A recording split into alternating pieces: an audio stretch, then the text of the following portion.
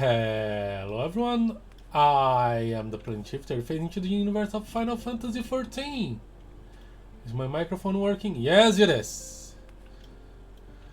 We kind of stopped earlier than I wanted last time because things...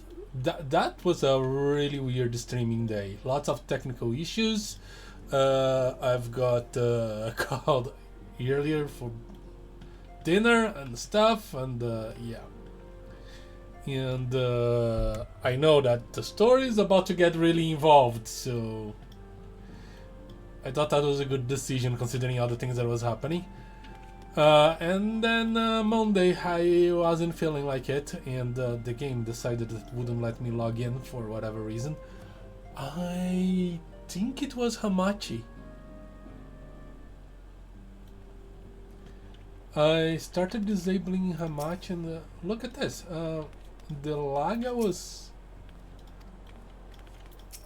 getting, I'm not feeling it anymore. Usually it would take when there is lag, to take a while for these characters to like react to me clicking them. But they just do it. Huh. Or it could just be that my ISP was having a fit and now they fixed it. And how much is just a coincidence? Who knows? Computers, right? Alright. So, Mombrida needs our help. And yeah, he's Lahee Eshkree. Do you know what I forgot? I forgot to wave. Yay. Let's do this. Alright, Alfino. Ether on demand. Alfino has a message from Mombrida for the science. Ere I forget, I believe Mombrida requested a gathering of the science. I assume there has been some progress concerning your efforts to combat the Asians. Let's hope so. I'm gonna move the microphone.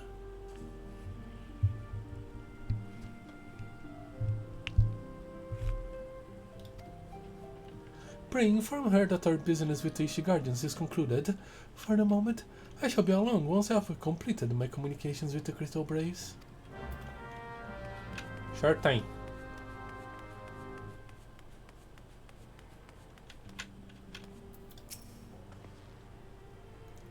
All done with your talk of dragons?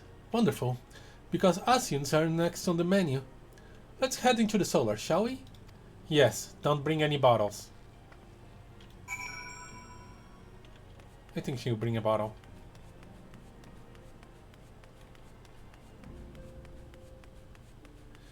I'd be worried about Tankard too, but he must have a headache of the ages.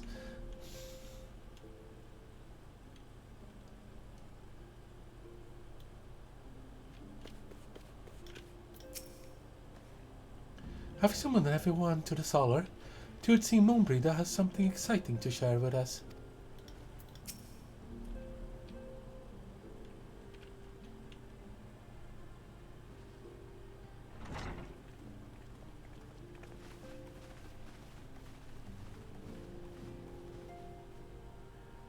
Now that everything's calmed down a bit, relatively speaking I mean, I thought it might be a good time to share our progress on the weapon. I believe we're on the verge of a breakthrough. Well, don't keep us all in suspense.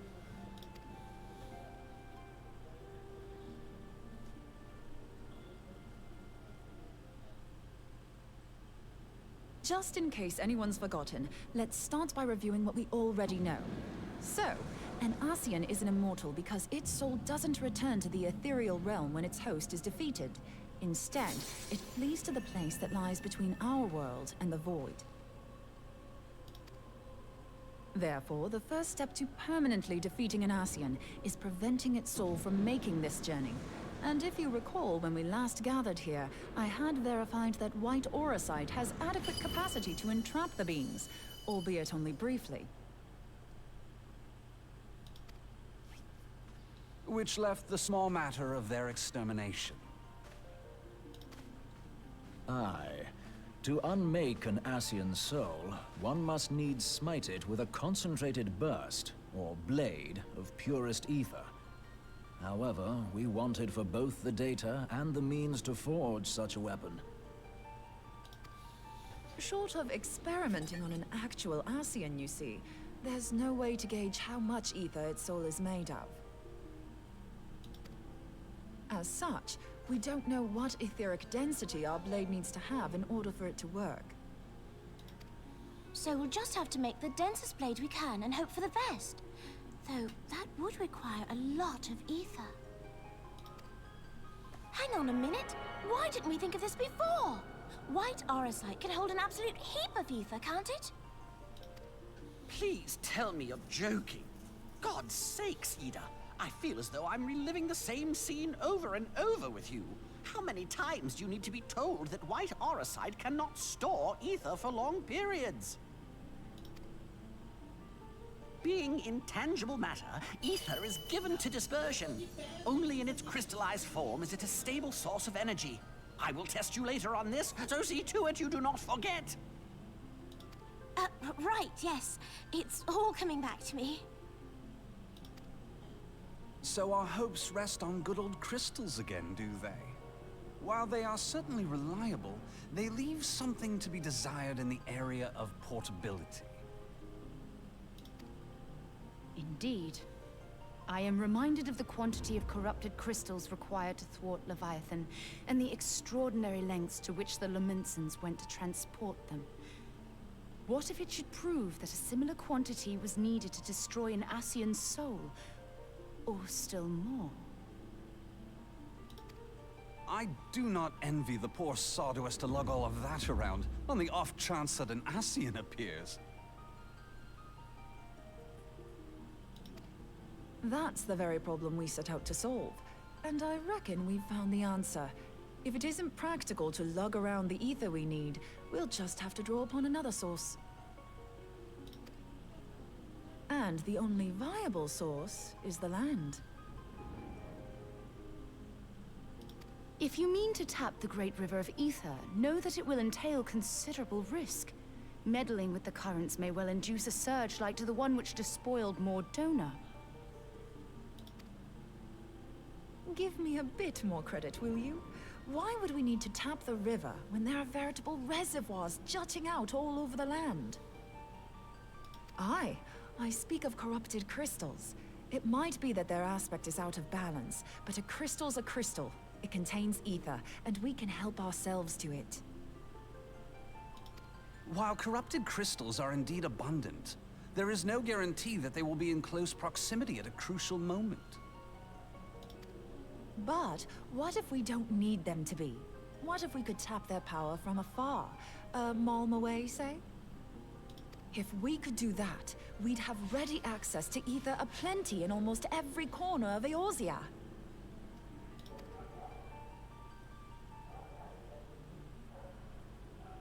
I've yet to put my theories to the proof, but I've got a good feeling about this. If no one has any objections, I'd like to see where this avenue leads.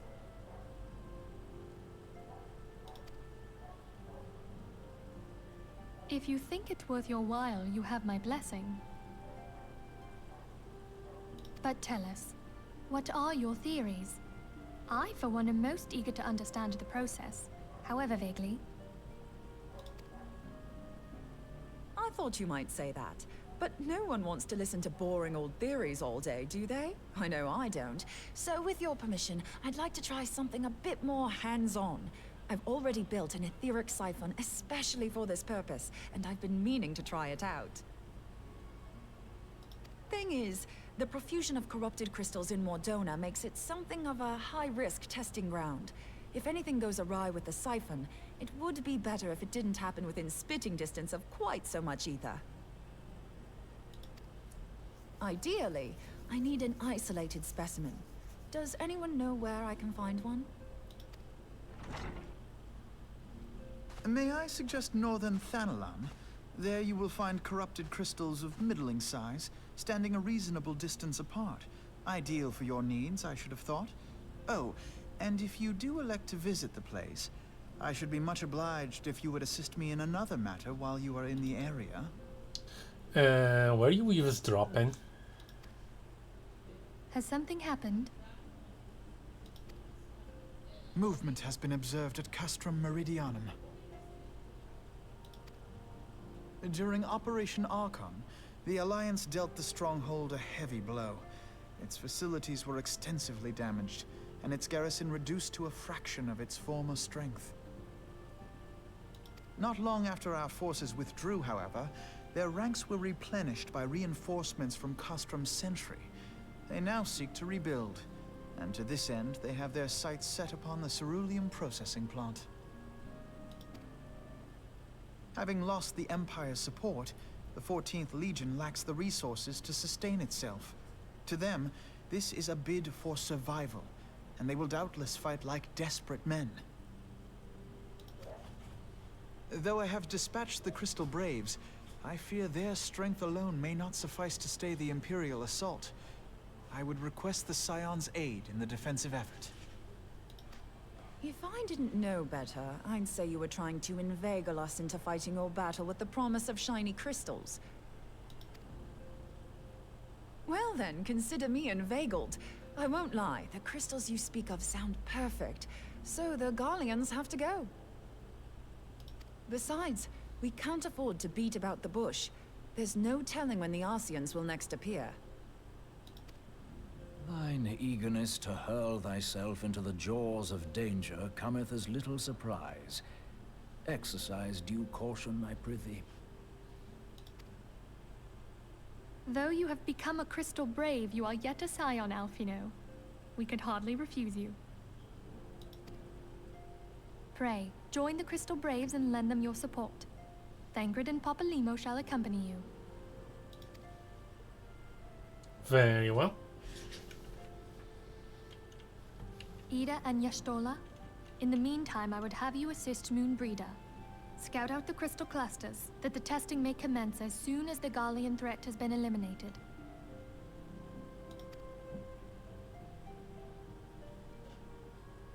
If it please you, I shall continue mine own experiments on white Eorzea. Thank you, Eorzea. Everyone, pray see to your preparations and depart as soon as you are able. Go well, and be safe.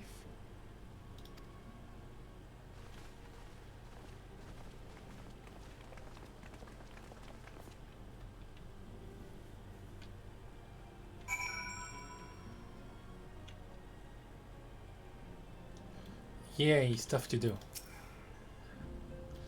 Though I have little doubt you will prevail against the Empire's forces, I shall pray for your success nonetheless.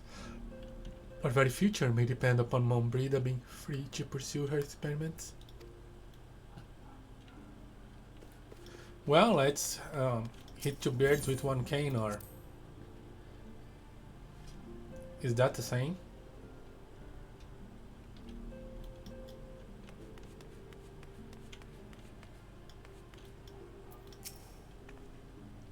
We do seem to be running low on provisions. I believe an excursion to the marketplace is in order. For a small organization, we certainly shoot through a prodigious amount of foodstuffs. Perhaps we should put a lock on the larder door.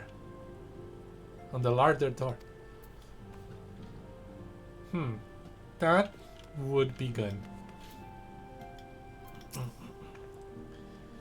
I see that the Scions once more ready themselves for the road. I too must make preparations for an absence from the Rising Stones. Going on an adventure as well? It seems you have barely arrived before you must once more plunge into the fray. Duty's an unforgiving mistress, huh? Though the tasks we tackle are not like to be as realm-shaking, Cotton and I must also heed our call. Haru was most eager to join you on the front lines of battle, but, as fate would have it, the antecedent had other plans for our talents. Have fun. Is there nobody back here?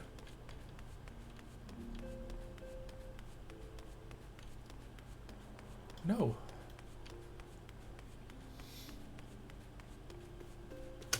Let's speak with Alfie now.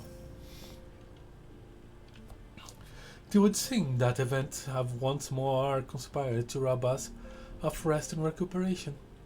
Though I would wish it otherwise, I must ask that you head straight away to the processing plant. The fort have already deployed to the area and await the arrival of the Scions. Myriad will brief you on the developing situation. Meanwhile, I must rendezvous with Captain Eobard at our headquarters in Uda.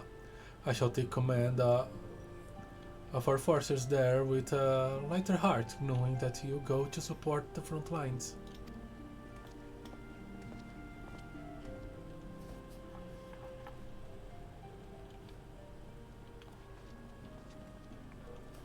Your duties take you to Northern Tannerland, do they not? Indeed. We too must say our farewells to the Rising Stones for a time. Philomene travels to Uda, and we shall serve as her escort. At my daughter's behest, I'll go contact a certain old acquaintances in the Gilded City. I see. We are beset on all sides by civil unrest and imperial machinations, threatened by primals and troubled by dragons. We need all the allies we can muster. I agree with you wholeheartedly, Danny. Many of my friends hold positions of power, you see, and it's my hope that they can be convinced to aid the Science cause. If past events have taught us anything, then we know Eorzea must present a united front, or we shall fall. Ah, how extraordinary that my little Celia is involved with such far-reaching affairs. I am proud that I might now stand at her side not only as a mother, but also as a colleague. A colleague with influential connections, but I fear that Uda has become a place of danger even for one so familiar with her streets.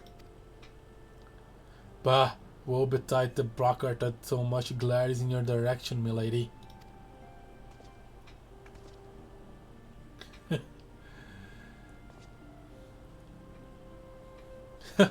I shall be well protected, it seems. You just need to look at Harry Boulder and you're protected.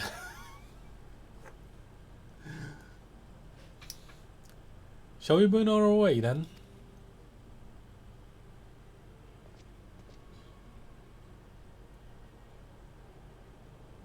See you guys. Stay safe.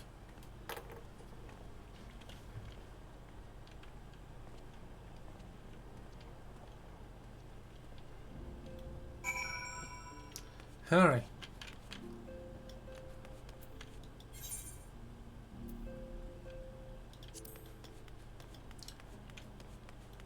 Are the kids out in the city?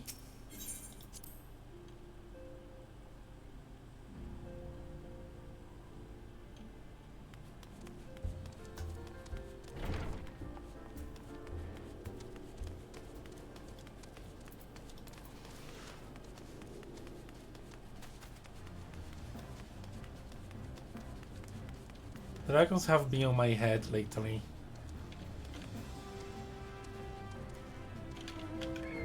They are. I'm buying herbs to make into poultices. People are always getting hurt around here.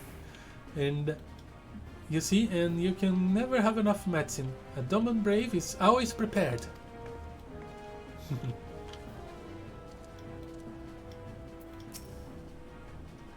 Things are well and good, but if you live with your head in the clouds, sooner or later you find yourself near here.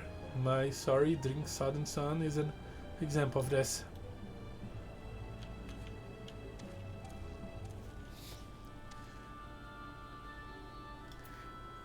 Is she the mother of Geralt?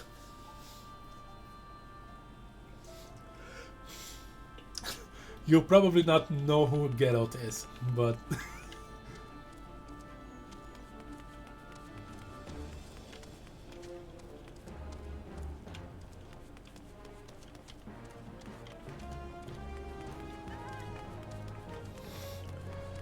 He is responsible for the relic weapons, like the rarest and harder to get weapons in the game.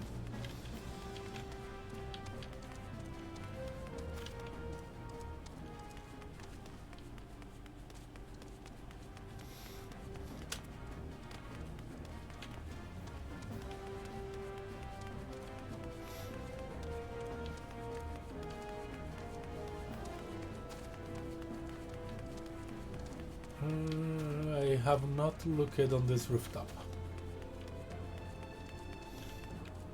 Aha. La la la la dee da dee da. A selfish joy will always brighten your day. I'll show a smile if you're happy to play. Did that sound right? Totaro has been teaching me traditional Udan rhyming songs. The children of Uda seems to spend an awful lot of time thinking about money.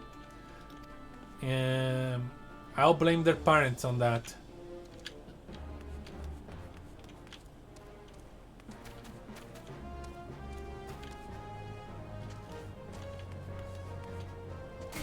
I'm so glad I'm doing this, like searching for the kids here.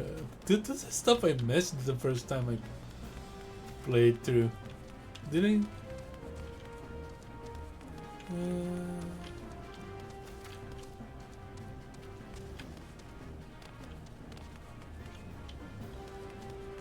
I think I know where one might be. Let's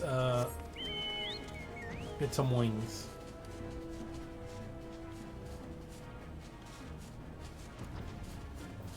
Nope.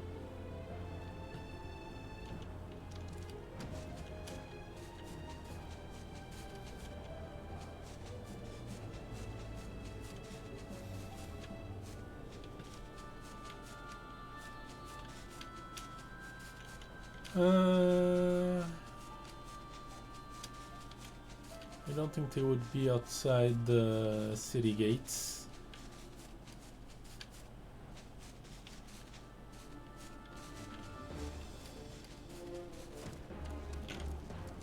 Oh, I should check here. So no place for children, but it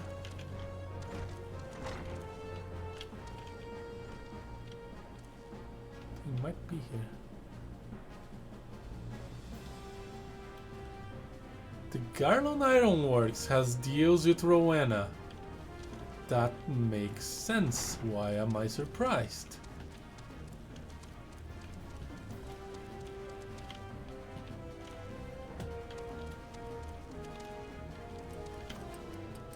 Lower tables would be nice.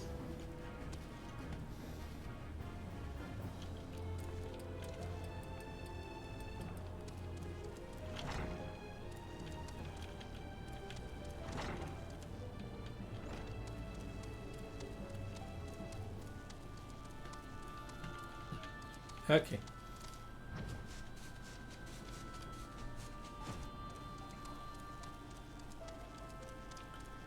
I would say I've had... Oh! Yozen's here. I keep telling the grown-ups that we're adventurers now, but they still want to let us explore. They say it's too dangerous. We'll just have to show them what the dumb and braves are capable of. Indeed. I'm still missing one, but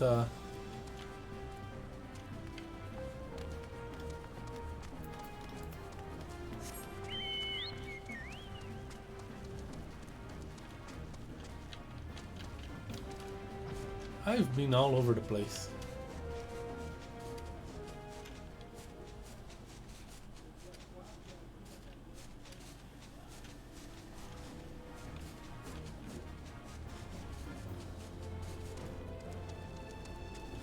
One place I didn't actually pay much attention was inside here. But they're not here. Okay. That's fine, I've looked enough. Let's do what we are here to do.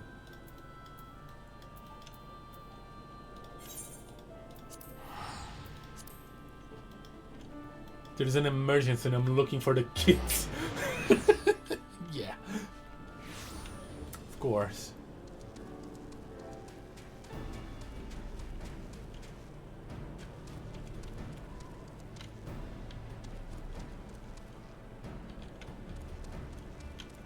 Well,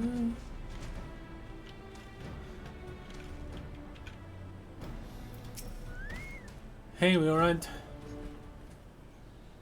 Reinforcements are here. Commander Lahee sent word that you'd be coming. A veteran of your talents is most welcome. Not that I don't think we can handle the situation, mind you. I've learned a trick or two since that disaster with the Amalja. But returning to the task at hand. The Flames Reconnaissance Scouts have reported Imperial soldiers assembling at Rauben's Push. Such a force is likely interested in only one thing, getting their hands on the resources found here at the processing plant. The Guardians could begin marching on us at any time. Pray speak with Lieutenant Eldenstein that we might coordinate our counter-strategy. In the meantime, I will inform the others that you have arrived. No doubt it will be welcome tidings.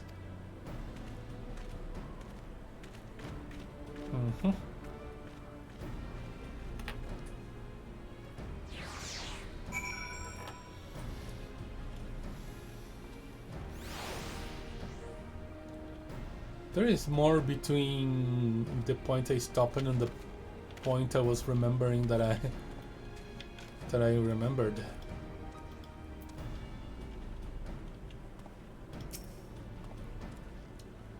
Lieutenant Eshkree, my soldiers yet tell tales of your deeds during Operation Archon. Would that we could sit a while and reminisce about old times, but I fear more pressing matters require our attention. The civilian draftsmen you see have come across several highly suspicious crates within the boundaries of the processing plant.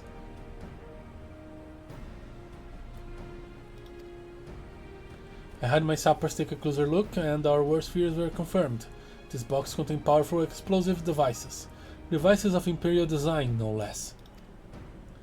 By my order, the Flames stationed here are conducting a thorough sweep of the compound as we speak. Though it troubles me that we were unable to apprehend the Imperial spy behind us, I have faith that our men will be able to neutralize the threat for now. In the meantime, our scouts bring troubling news on the latest movements of the Imperial army. I would once again ask for your aid. Very well, let's do this. Who needs to get blown up by Ifrit? On the counter-offensive. Lieutenant Eldenstein wishes to share a report with you concerning the Guardians' movements. We've been keeping a close eye on the Guardian garrison, and it would seem the Imperials have finally begun to mobilize. According to the reconnaissance report that just came in, the squad seen leaving the castle are too few in number to effectively they can hold our positions. They will likely mount a swift assault and focus on the acquisition of resources. I have, of course, also shared this report with the Crystal Braves. They've decided to take to the field and meet the assault head-on. I have apprised your fellow Scions of the situation, and I am heartened to know that they will be joining the effort.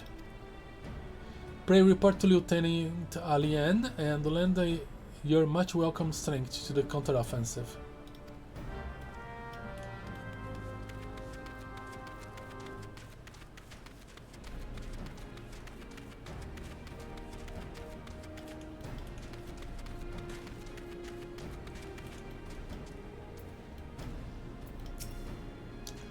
Be it a squad of soldiers or some magitech monstrosity, I shall allow no foe to harm the lovely Mombrida. I have no doubt of that. That said, keep your hands off. She's already taken by Urianger. Considering the weapon she wields, I don't believe the lady's in need of additional protection.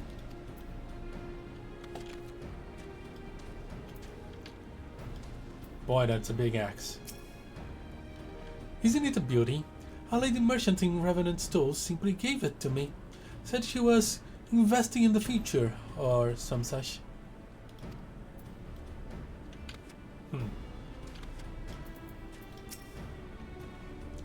Have you ever seen Molly swinging her axe? Swipe, slice, cleave. There's really no stopping her. Now that's an impressive piece of steel.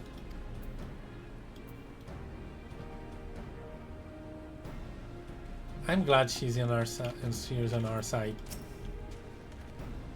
Right then, time to see if all this training has paid off. Rauger, guide my blade. Water, guide my throat.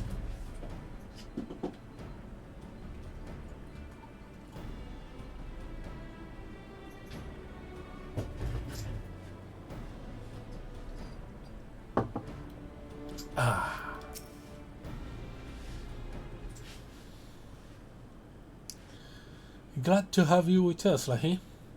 As I am sure Lieutenant Alderston has explained, the Guardians have deployed a small force from Castrum Meridiano. Their main column assembles to the north of Dalamud Talons, but we've also spied several squads attempting to conceal themselves on the approach to the west.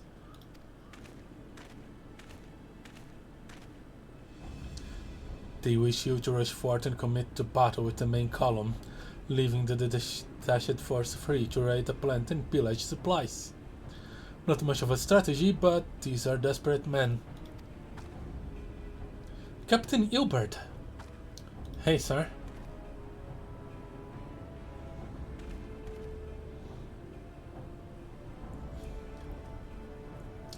Greetings, Scions. I understand the commander bid you and your fellows to come and lend a hand to the Braves. Sorry. I'm doing his voice wrong.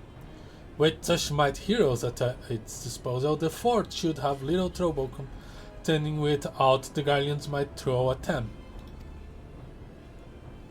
But even you cannot be everywhere at once. The third was getting restless, holed up in Oda, so I marched it out here to fill any roles in the plant's defenses and add numbers to the your counterattack. The reinforcements are welcome. We have enough soldiers now to divide our own forces and safely engage the enemy far beyond the walls.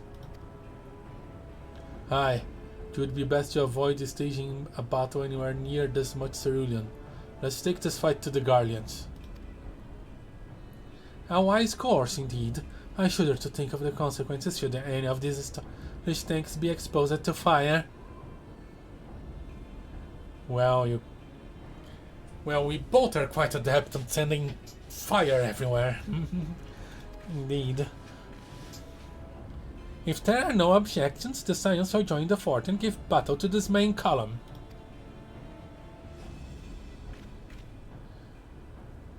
You're with the third then, Warrior of Light. Your job will be to intercept these squads hiding out in the west and prevent them from reaching the processing plant.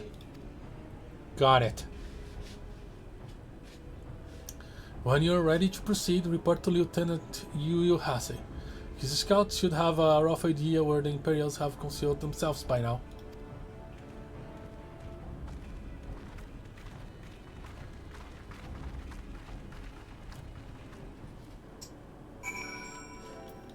Carbon call. Let's do this.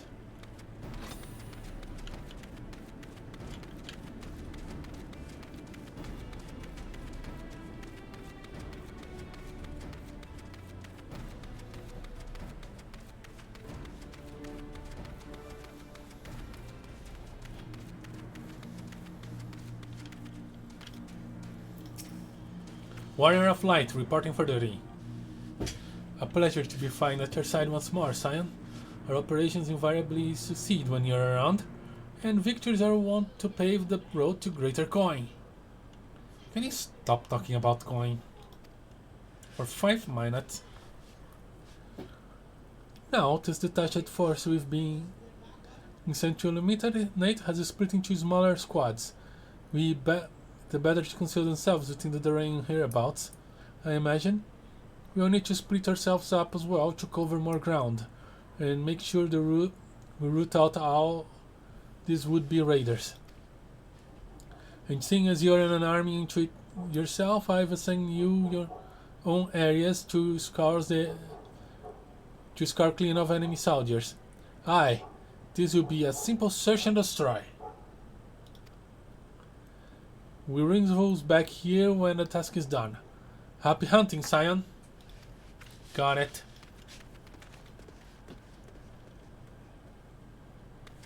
Will I have the opportunity to actually scorch someone? Or I will not even have the opportunity to summon something?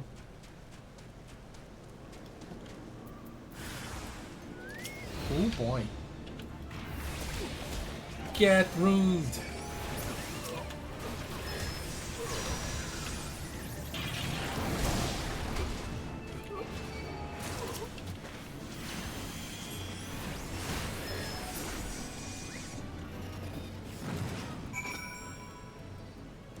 Yeah.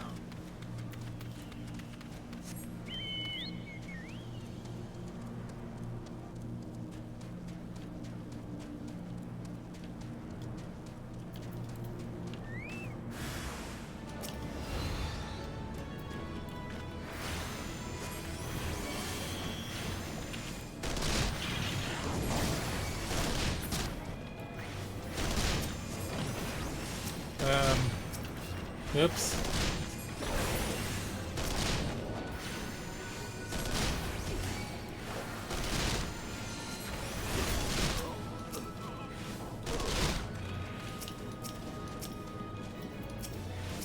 Come on.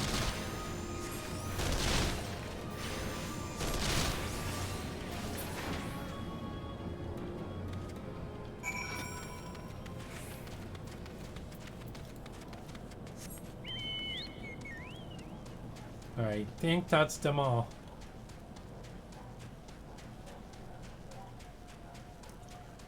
Guess you has a unit's got the rest. You seem grim, Scion. I'll take that to mean that between us, more than a few Guardians won't be making it back to the custom. These Imperials, though, they can certainly made us earn our pay.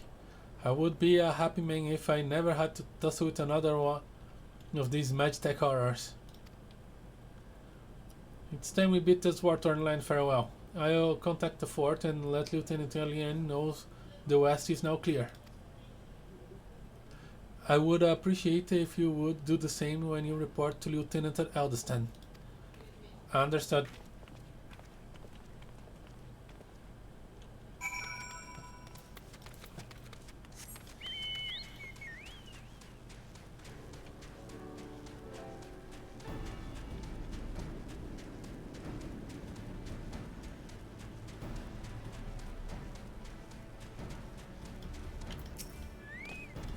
Coast's clear. Lieutenant Eshkree, what news of the Guardians? They're dead. The raiding parties are no more than excellent. The Imagina engineers will be most relieved to hear that the planet is no longer in any immediate danger.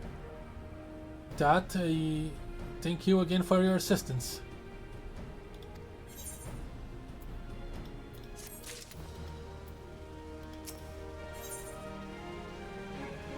An uninvited Asian.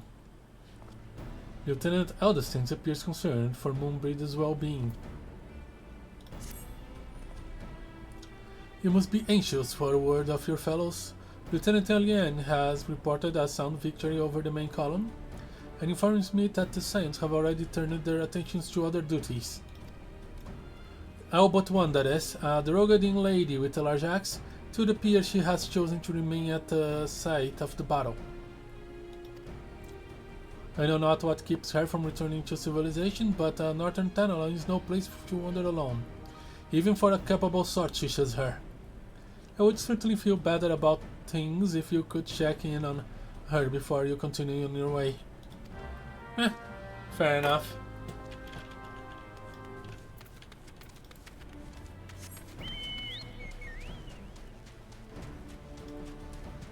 I think she might be testing one of the crystals.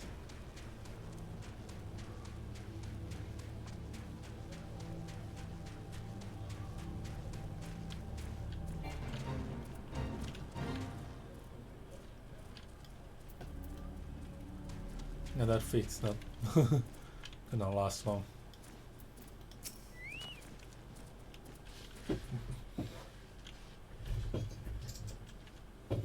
Hold on, I won't be a second.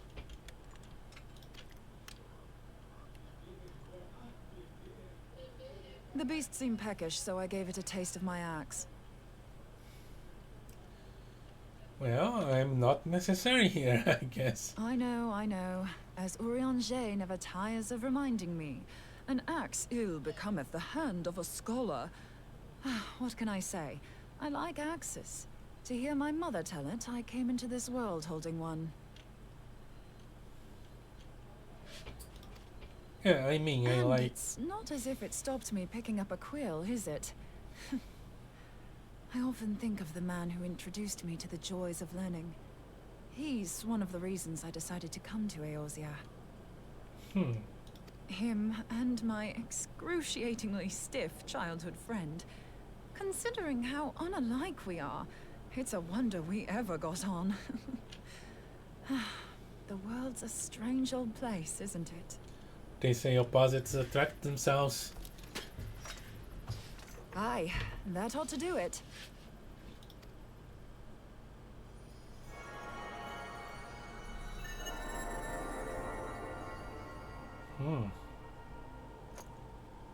So far, so good. At these concentrations, it shouldn't matter too much if something goes awry. Just enough ether to make it interesting. Did you see that? The way the crystal glowed? Indeed I The did. siphon works, I'm happy to say. With a few refinements, it should satisfy our appetite for ether. Which just leaves the small matter of forging our blade. I did it once Not with sure how help. to go about it just yet, but I swear to find a way. I'll put a blade in your hands if it's the last thing I do. Let's hope you put a couple of blades in my hands. He senses me. A useful talent. Who? Where? Hanasian, are they onto us? By your brand, I see you are an Archon of Sharlayan, keeper of knowledge, seeker of truth, meddler. I don't know what the hell's you're saying, but I don't much like your tone. Your instincts serve you well. But come, be not unsettled on my account. That lovely brow was not made for frowns. But I waste my breath. Let me direct my words to one who understands them. We meet at last, warrior of light.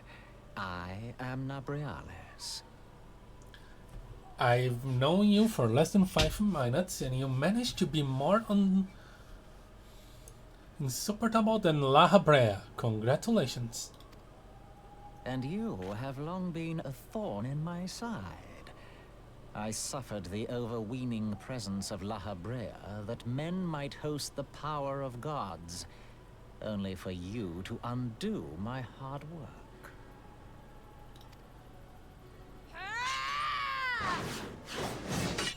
Oh, bugger.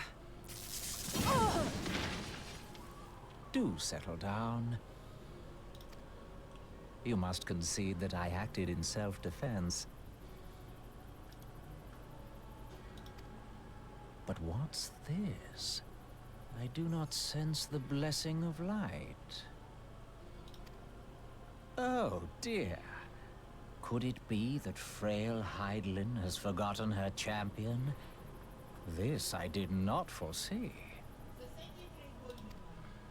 Shorn of light as you are, You are no longer a threat. And better yet, the seal is broken. What seal? Now is the time to claim the staff.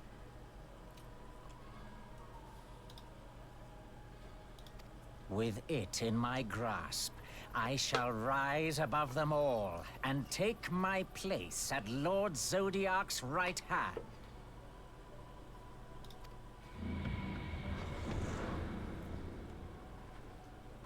What did that bastard want with us? He mentioned seals and a staff.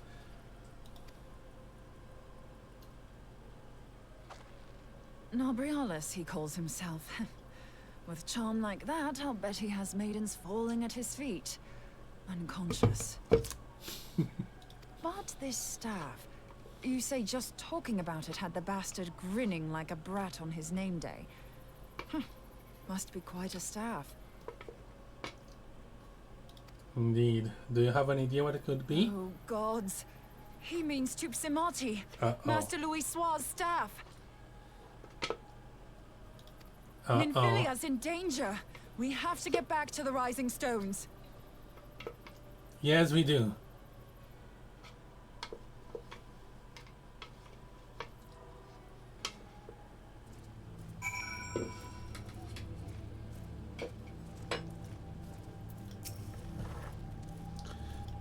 If I'm right, and the Ascians is after Tupsimati, then we'd best make our haste back to the Rising Stones. Minfilia must be warned. Oh, by the way, one thing that's not very clear, but when the Ascians are talking that black box with the red letters, no one can understand them but me. So Mombrida had no idea what he was talking about.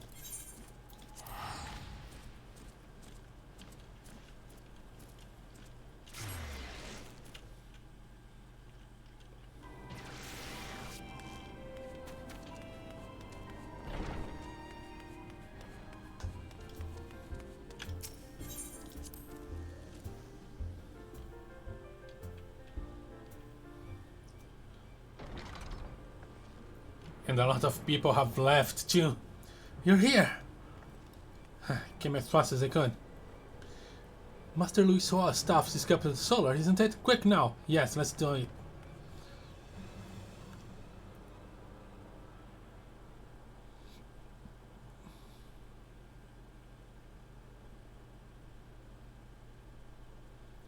Oh no. You two.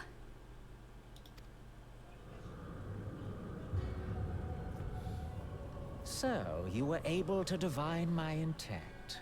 What now, warrior of light? Ah, but that name is no longer fitting. You have become decidedly dull, and quite incapable of barring my entry. What do you mean? You truly do not know? Then I suppose it is only right that I enlighten you. The blessing of light kept you and your fellow meddlers safe. It was that which prevented my kind from entering your domain. My kind, I say, though it had no power over the likes of Elidibus and Lahee. Being of this world, they could come and go as they please, while I could only look on. But I need look no longer. Now that the seal is gone, I mean to act. Unlike the others, I am not given to waiting. I shall take that staff and bring about the next rejoining. Rejoining? Then it was your doing. The Isle of Val, the scholars, all of it.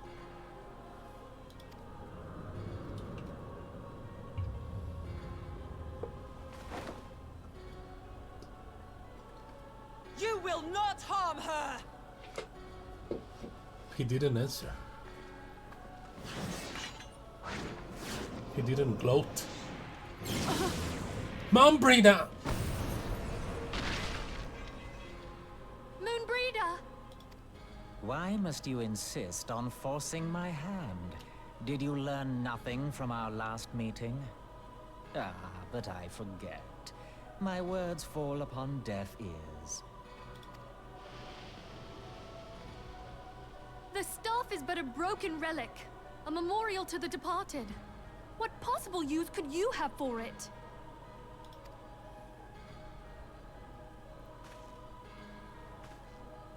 What use? You mean to say that all this time you kept the key, never knowing what it was you possessed? The staff Tupsimati, or rather the stone tablet it bears, is host to a great power. Together with the horn, it can be used to draw vast quantities of ether from its bearer's surroundings. How else do you think Louis Soir was able to invoke the power of the 12 without making them an offering of crystals? Summoning requires not only prayer, but a profusion of ether. Even a child knows that. If I did not know before, you may be certain I do now. But above all, I know that we cannot allow this staff to fall into your hands. I will die before I let you take it. Insufferable woman.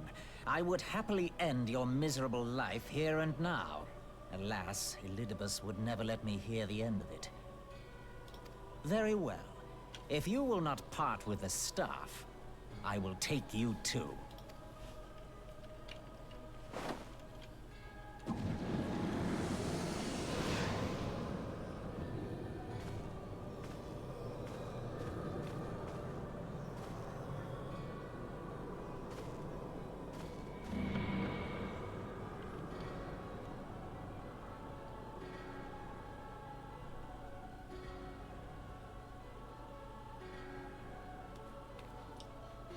You okay?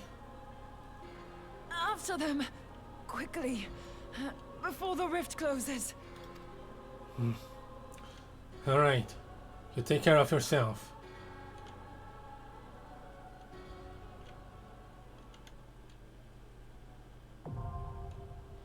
The crystal is now accessible.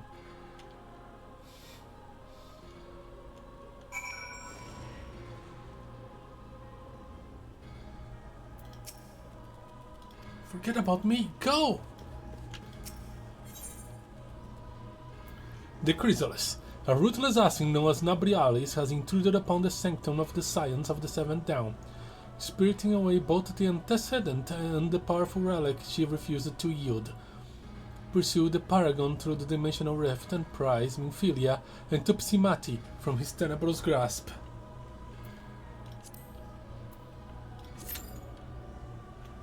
Ooh, 19 minutes. Okay.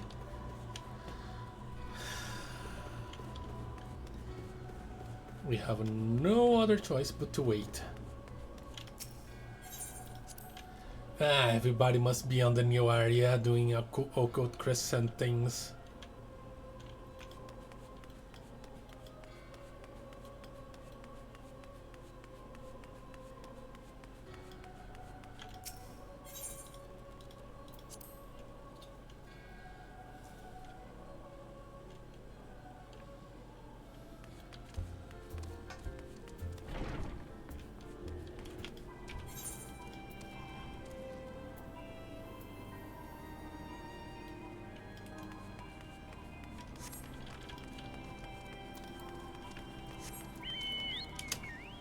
I can do nothing other than wait.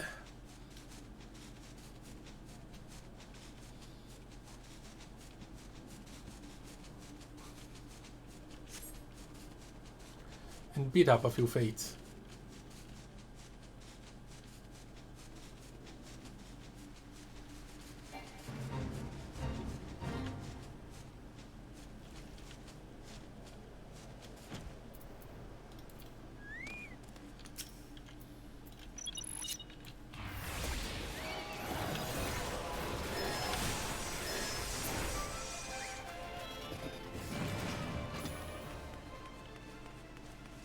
Am I hunting for vanguards?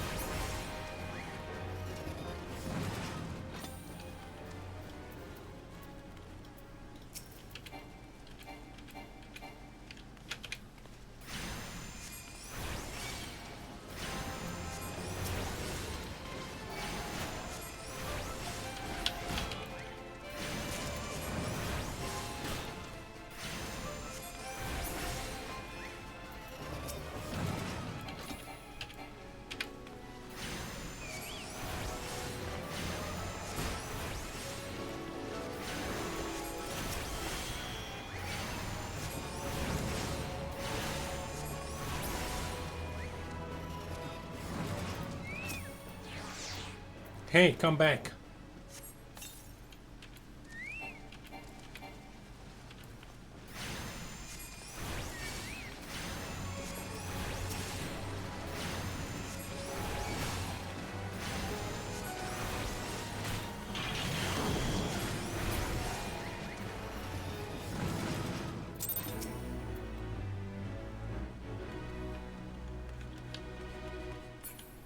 We've got a tank.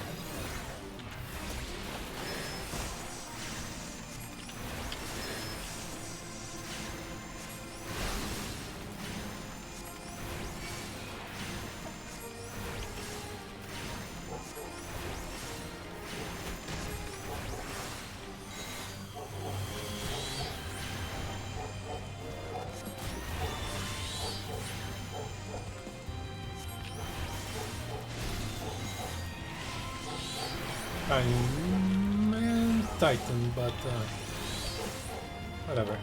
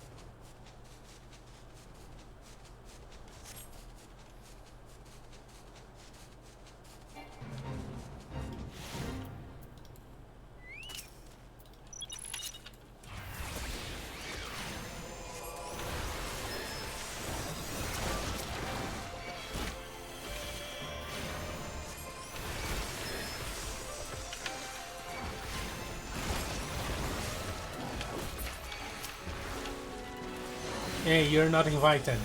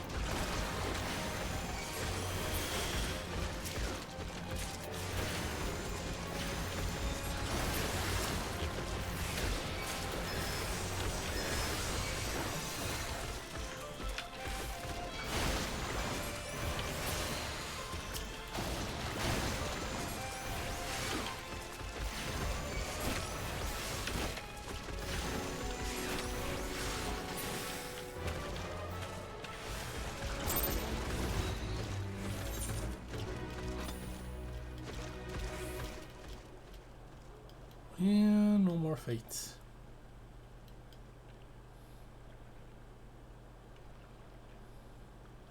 Nine minutes have been passed.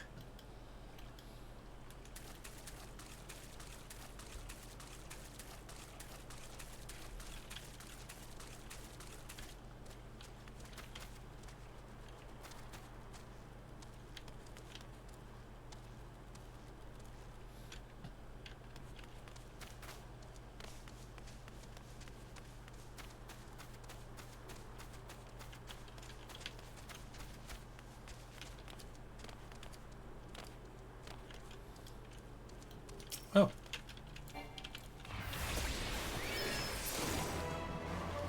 Mixes are on my hunting log.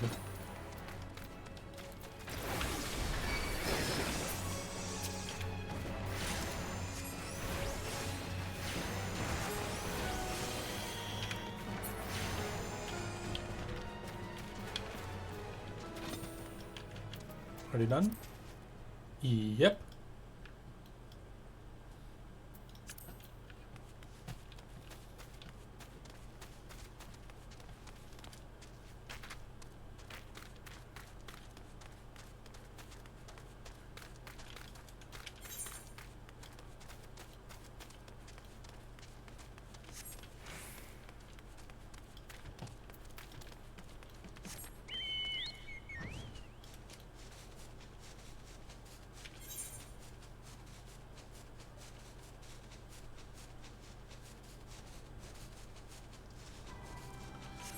Where are all the fates?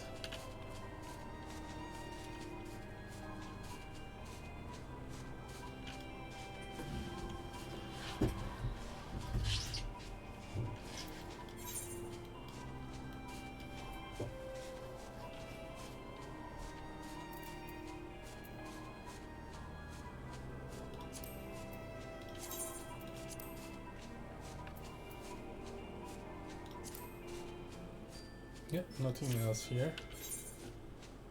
Let me see. I have not finished the level 1 hunt. Wow. It's not like this is important though.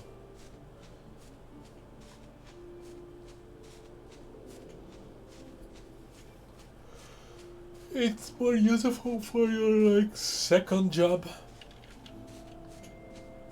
Because right now, like 900, like 1,000 XP is basically nothing. The total reward is 2,000. This isn't that great.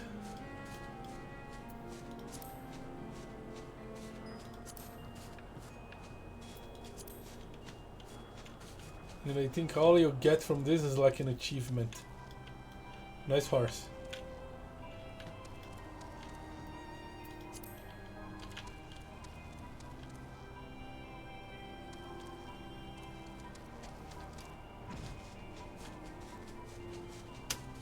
Can I find my missing Doman kid? Still no fates. Yozen's over there. I probably passed them and didn't see.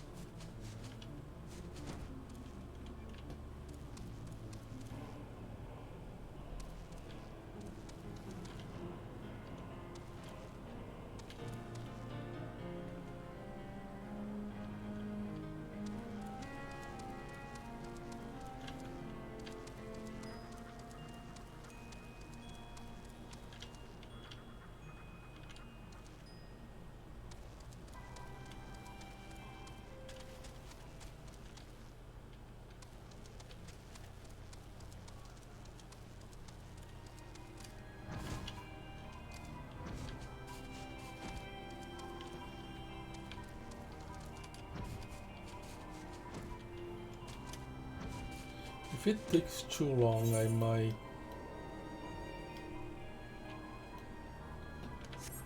do some traveling.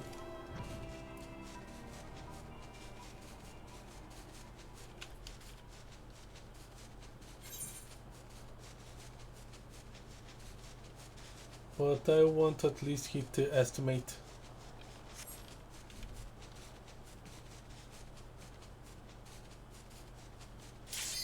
Oh, there you go. Nice.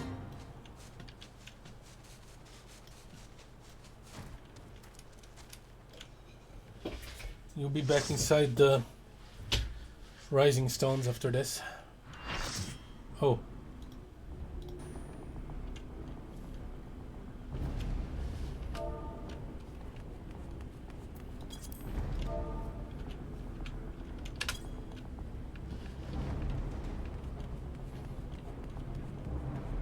The chrysalis.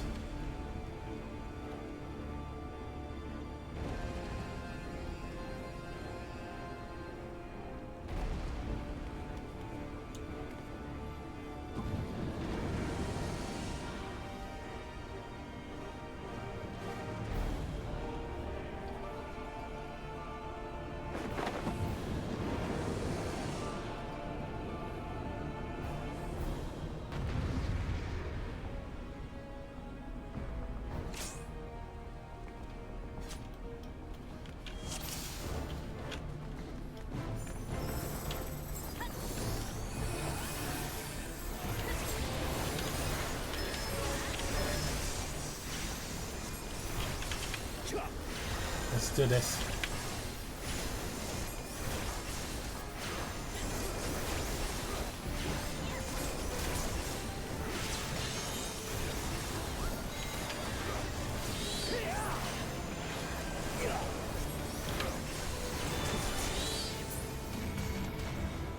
Hey, where did he go? Oh.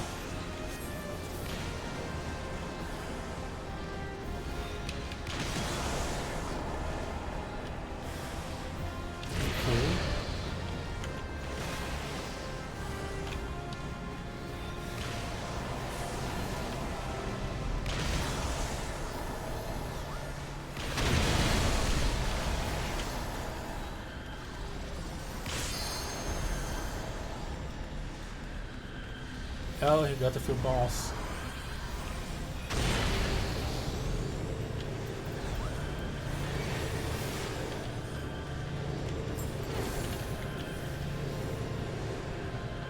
What does they do?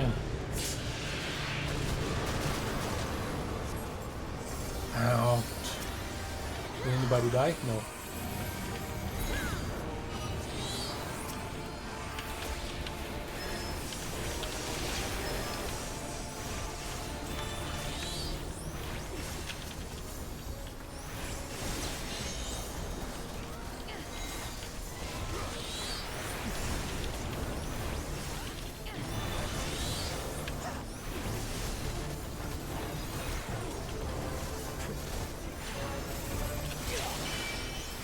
Swift shall be your destruction! Yeah, I could say the same thing, yeah. Maybe.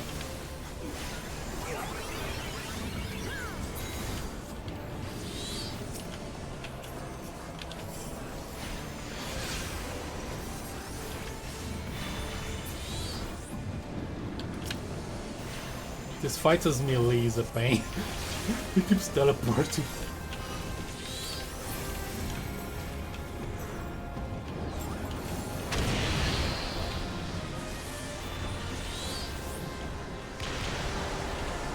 Oh, here we go again.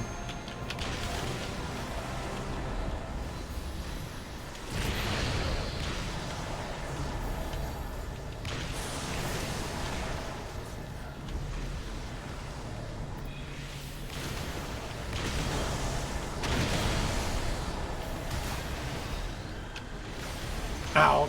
Yeah. I think I was in the radius of a...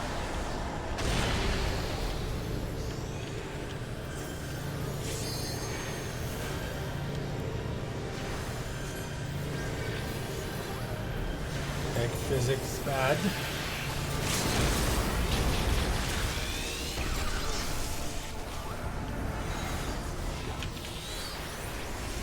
Did the tank just waste or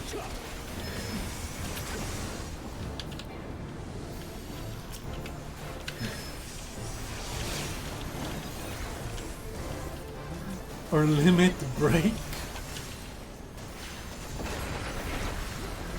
We kinda needed it.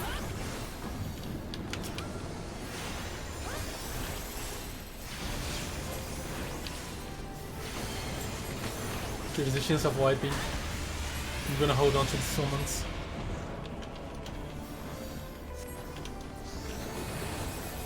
Okay.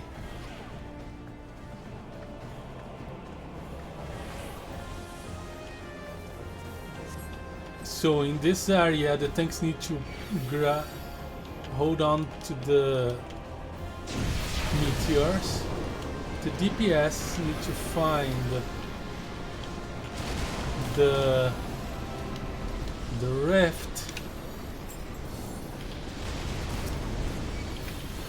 and ideally limit break it.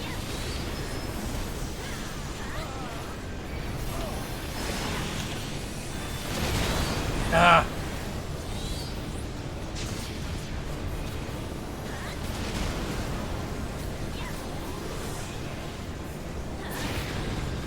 Okay.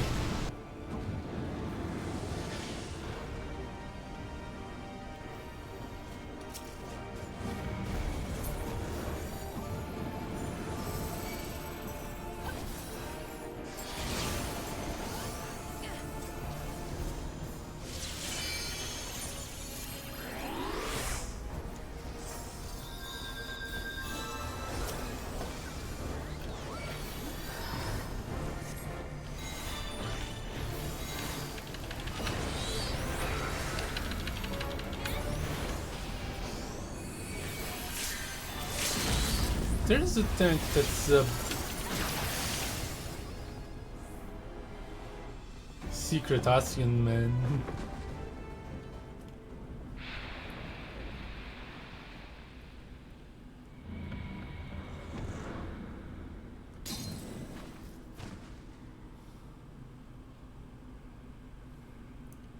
Minfilia, you're alright?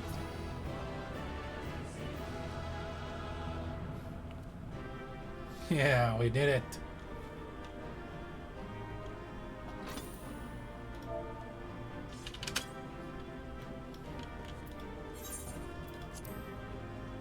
Yeah, I'm gonna hold off. Stuffs were weird with the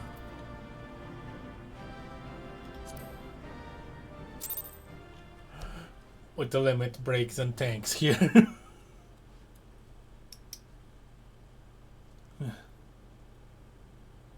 You're safe. Thank the 12. Now about you.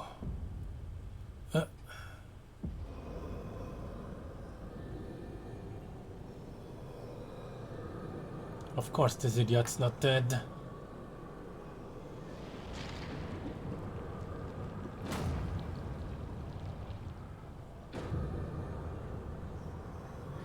You may have bested me this day, but what of the next? What of all the days to come?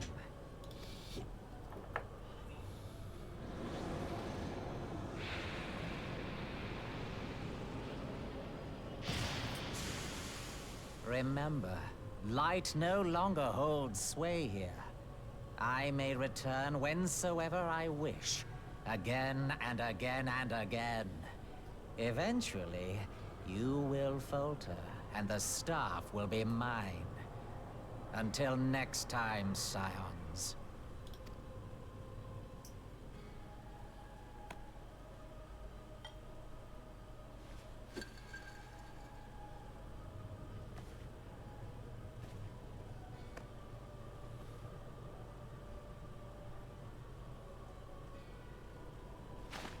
There will be no next time.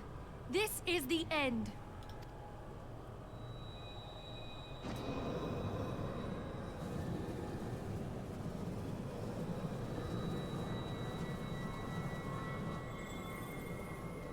You glow too much, moron. What trickery is this? No. No! You cannot! No!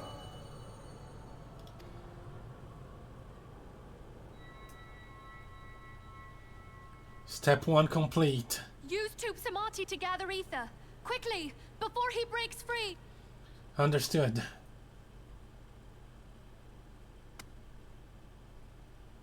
Here goes nothing. Or everything. Concentrate. Call to mind the time you struck down Lahee Eshkree with the Blade of Light.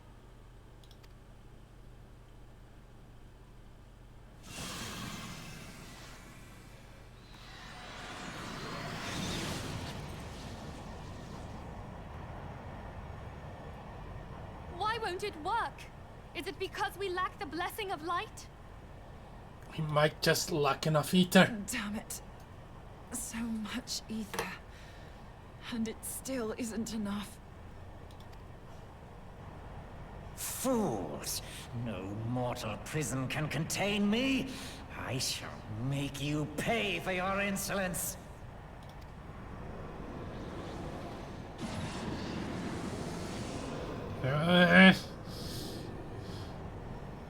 Please, Mother Heidelin, hearken to our plea. Lend us your divine light. Why can you not hear us? Do our words no longer reach you? Come on, Heidelin. If only we Stupid had dragon. a bit more ether.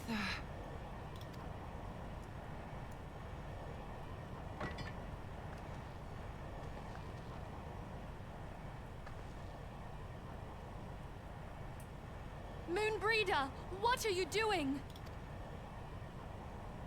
Master Louisoix, I understand now the choice you made. In death, there is life. Farewell, Eorzea. You daft old coot.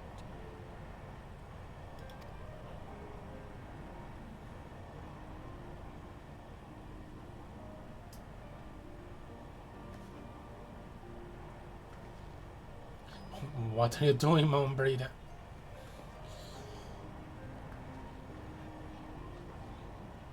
Moonbreeder! No! You mustn't!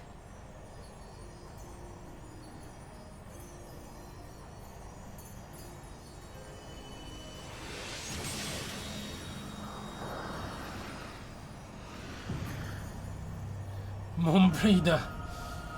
Oh, this is not gonna be in vain. No! It cannot end! I am eternal! I am immortal! But you're not a turtle. Oh, I'm gonna raise you!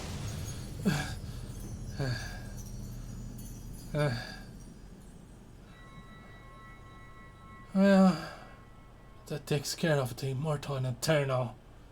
Moonbreeder. She's gone.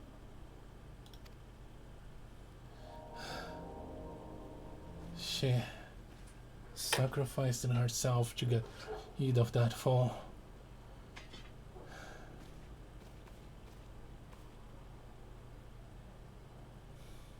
You did it, my friend. The Ascian is dead. It was a bit too much of a price.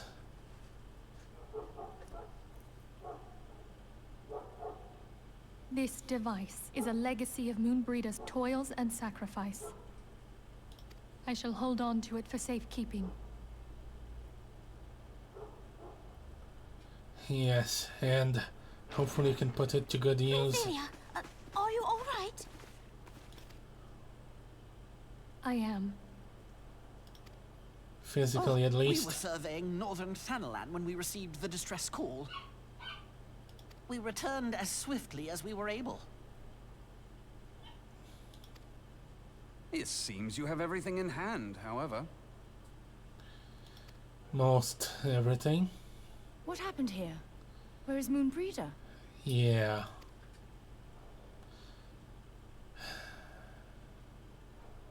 Well then. She gave her life to temper the Blade of Light. I have no words. Rather than await the inevitable, she took her fate into her own hands. Does Eorzea know? We haven't contacted him yet. Oh. My friend, there is something I must tell you. I heard all, my lady. The moon sinketh, taking her leave of the heavens, yet her passing heraldeth the coming of a new day. Moonbreeder hath fulfilled her destiny, hath she not?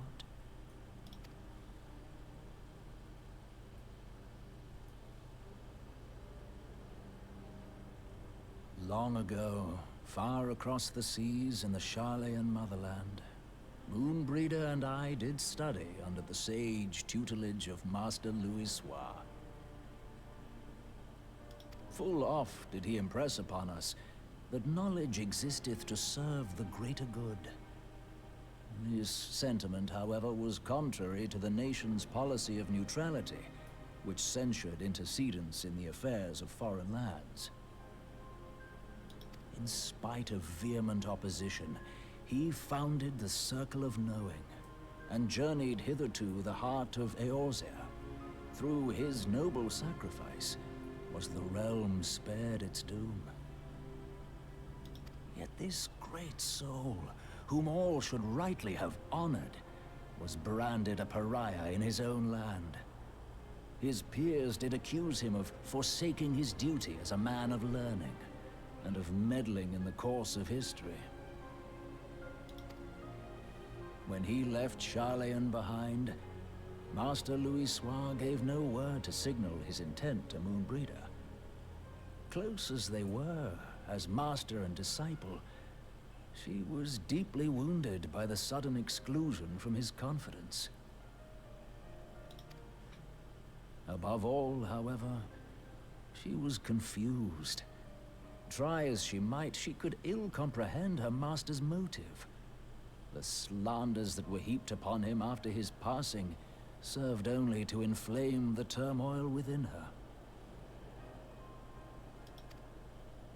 For years upon end, she knew not what to believe. Torn as she was twixt the man whom she revered and the man who forsook her and his duty both. The Louisoix I knew would never forsake his duty, much less one of his own. This I know full well, my lady.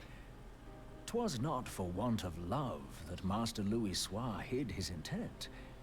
He but desired that Moonbreeder discover her own path, free of the shadow of his influence. Long did I contemplate revealing the truth to her, and long did I hold my peace. After all, was it not Master Louisoix's wish that she come to the truth unaided?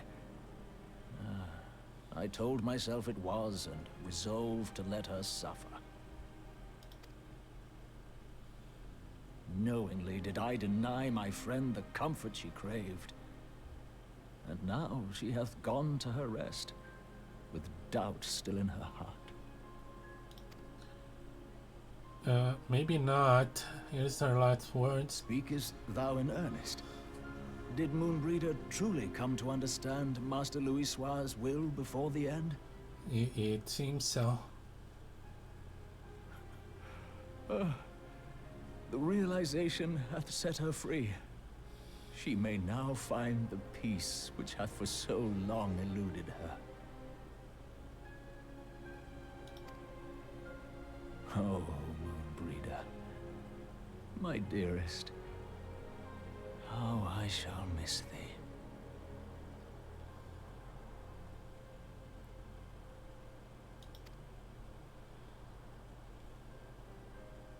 Moonbreeder gave her life that we might possess the means to defeat the Ascians. Her sacrifice must not be in vain. Let us continue her work on the Blade of Ether and see it to completion. My lady, I would mourn Moonbreeder in mine own way. I beg your permission to return to the Waking Sands. Of course, my friend. Take all the time you require. We shall be here should you have need of us.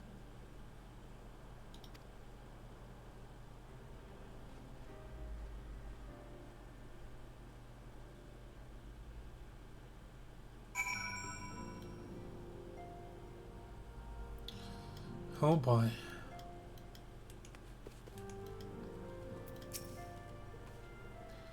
She was counting on the theory that a soul eater burns brightest at the moment of its passing. Scholar until the very end. Oh Moon, I miss you so much already.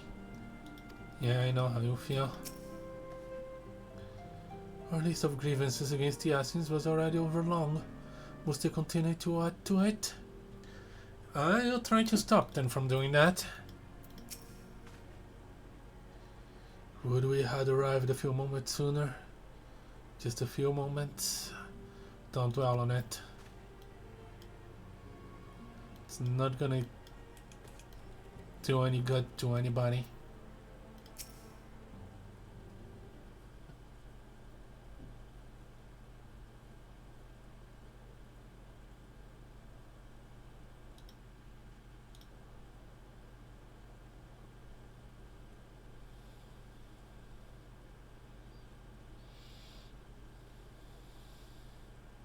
Never have I seen Ranger so utterly defeated. No one should be made to suffer such grief. We shall gather in the Charlean Manor to celebrate Moonbreeder's life and mourn her passing.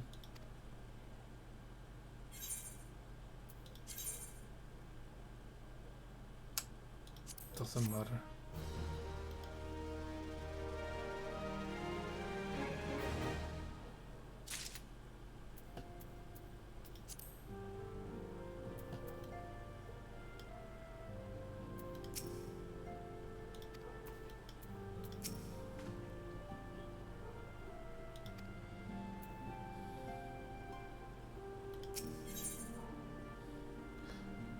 memory of Moonbreeder, Minfilia wishes to gather the science and honor the fallen Moonbreeder. As Moonbreeder was a native of Charlian, I feel it's only fitting that we cut her before the Mark of the Scholar. Are you familiar with the stone? I think I've been there. It is a monument found at Haderforth, and is sacred to Taliak, guardian deity of the City of Learning. There shall we pray for our dear friend's soul, and bid her a peaceful return to the light of the Mother Crystal.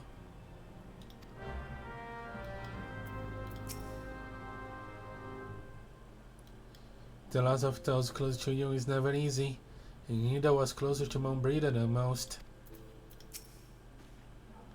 I don't want to believe she's really gone.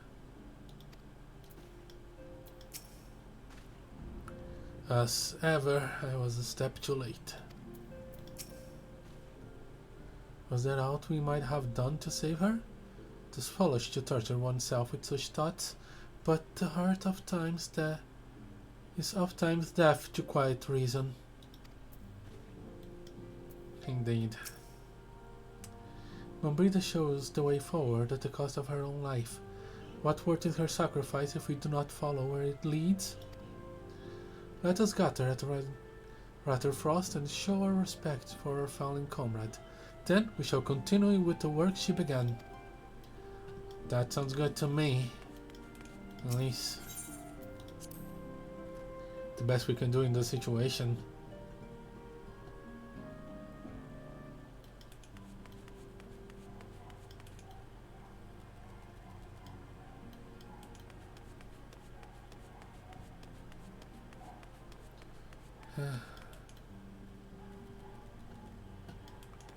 Didn't quite expect to find this place this empty.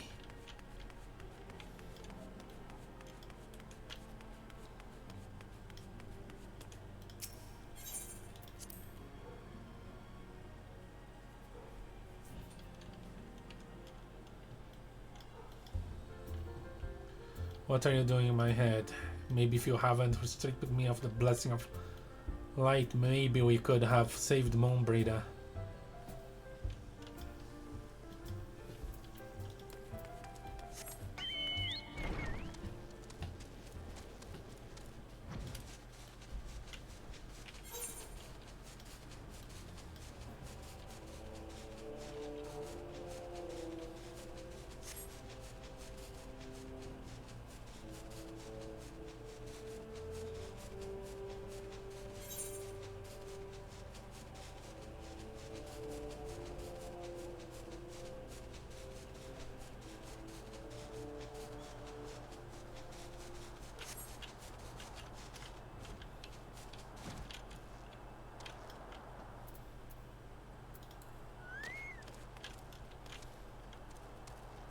The Mark of the Scholar.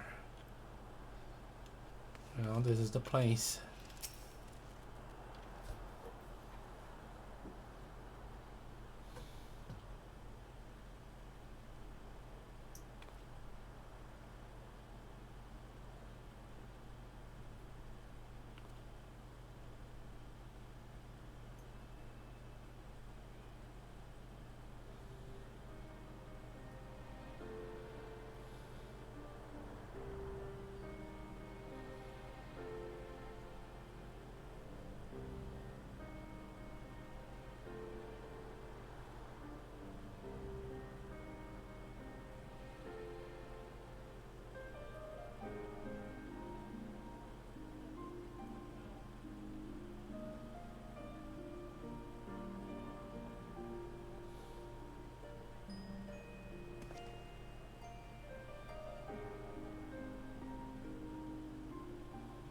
Forgive me, Moonbreeder. Had I been quicker or wiser, but I was not, and you paid the price. But you would not suffer us to wallow in our sorrow, would you? You would tell us to pick ourselves up and get on with it. And so we shall. We shall defend this realm and her people to the last.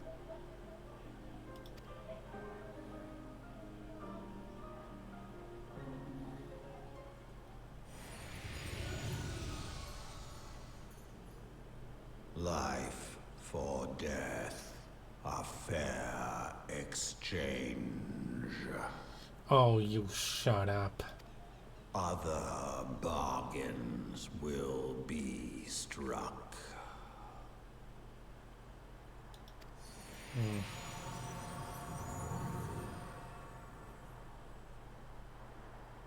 Yeah, I'm not gonna deny that.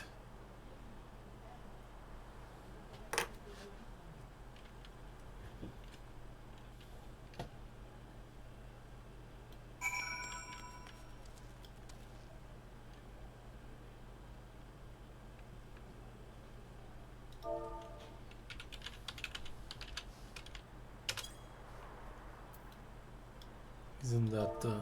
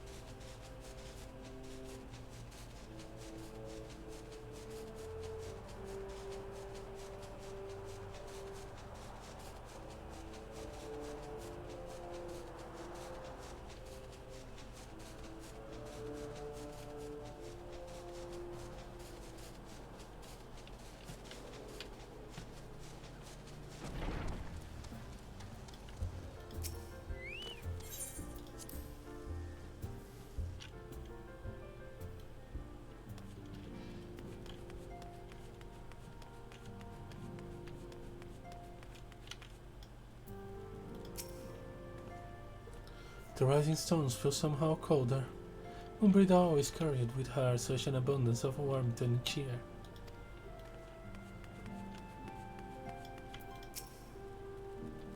We must find a means of protecting yourselves from Ascian's intrusions.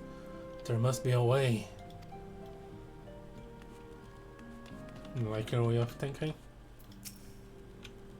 I don't feel much like talking at the moment. If you could just give me some time, I'll give you space.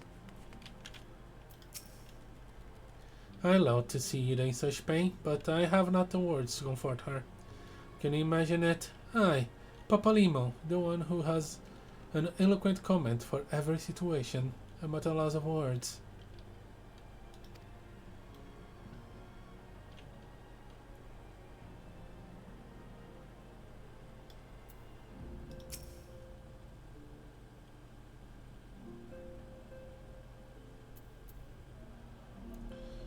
You don't need to have a word for every situation. Sometimes, just give people space.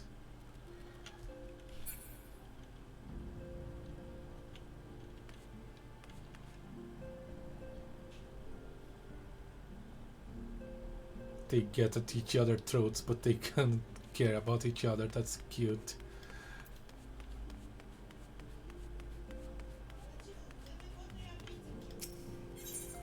If you start in Gridania, you interact with them a lot.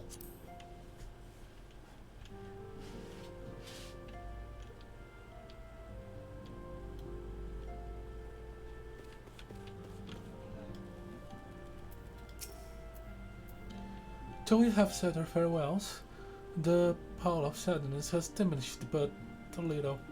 Forgive me, as an antecedent, it's my job to be the pillar of strength for all others to lean upon.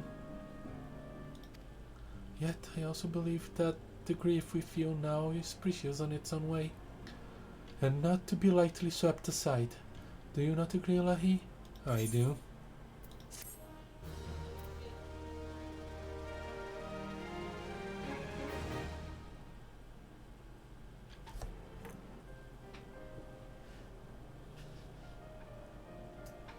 It is as if a dagger has been thrust into my breast. But this is a pain we must learn to bear if we are to forge ahead with our duty. I think we're going the right way. The battles we have fought have taken the lives of so many. Eorzea, Mombrida, our fellows at the Waking Sands. Their spirit and dedication to our cause, however, You'll never be lost as long as we rise to fight once more. You'll get those primals, and the Ascians, and the Empire. But primarily, the Ascians. I hardly need to remind you of these, of course. It is for my own benefit that I repeat these words, a reaffirmation of mine own chosen path.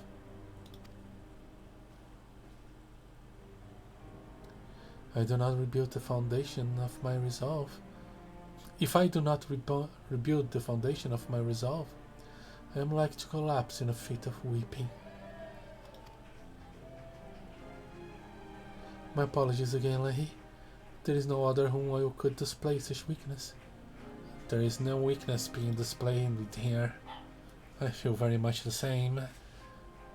You are my pillar of strength, and if I shall have need of your steadfast presence in the days to come.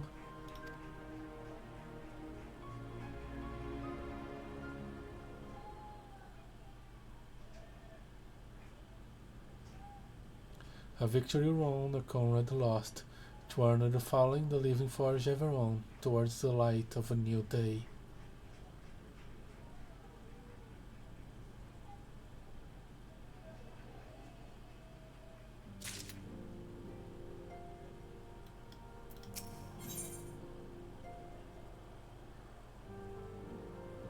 Mask of Grief. Minfilia has a request to make of you.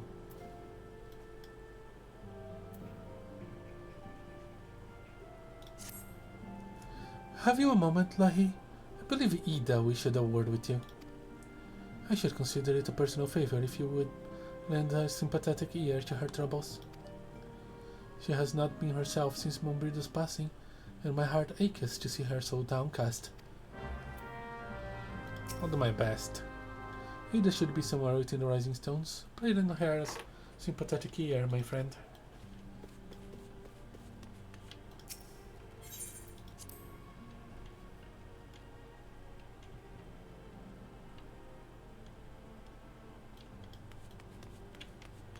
Where is Tataru?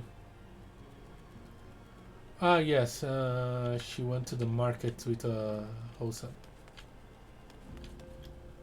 Hosen? I forgot her name.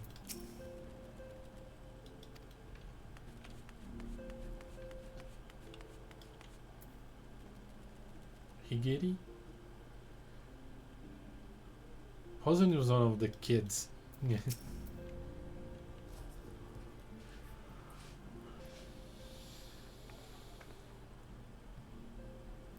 Hey, it's Lahee! Great! Oh, it's no use. I'm trying to stay positive, but it's just hard, you know? Yeah. Just feel your feelings, alright?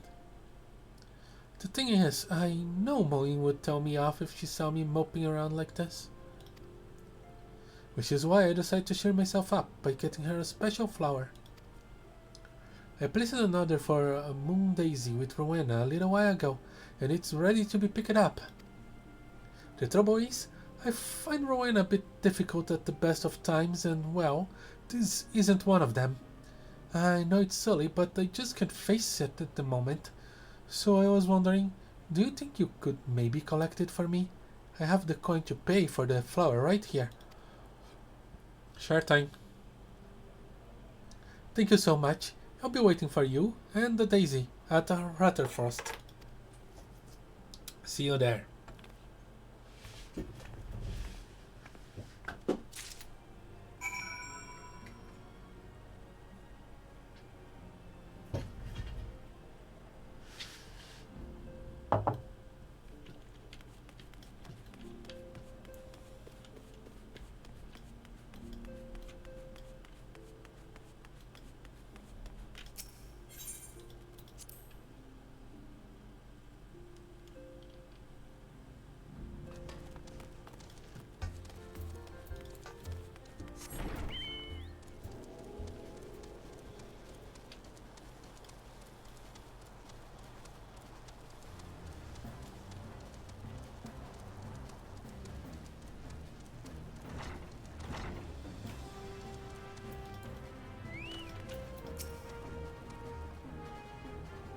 What can I do for you today, adventurers? Eldritch trinket to trade? A sack of gil received from Ida in exchange for a single moon daisy. Actually, I came here to collect. Huh? They've got you running errands now? Them Scions really know how to make the most of your talents, don't they? Sending the savior of Eorzea to the bleeding market. Fine. Use of your time, that is. Oh, shut up. Seriously, though, you'd better learn how to say no, or they'll have you mucking out the Chocobo stables next. Anyway, what was it you were here to pick up? The Moon Daisy, was it? Here, take it, and tell that Ida lass I've got a wide selection of headwear in stock if she ever decides to replace that dowdy old mask of hers. God knows she needs to. Well, I understand now why Ida didn't want to come.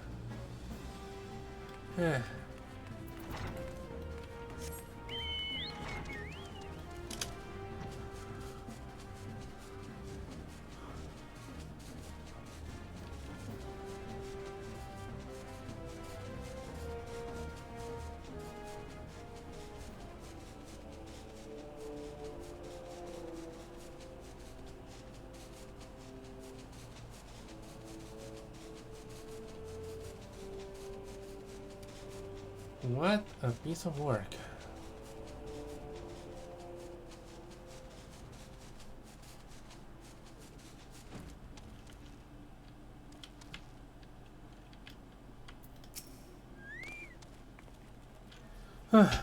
Rowena can be so annoying.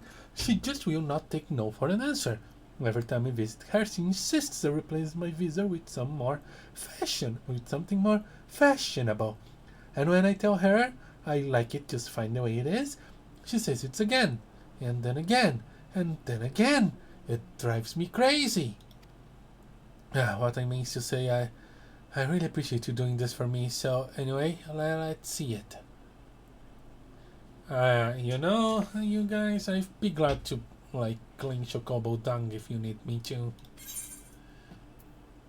You don't need to understand why I said that.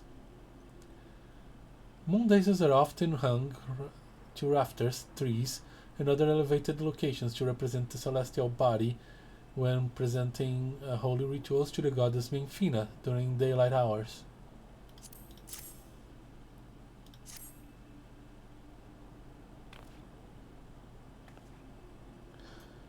Moonbreeder love these things, you know. I hope that somewhere, somehow, she knows I'm still thinking of her.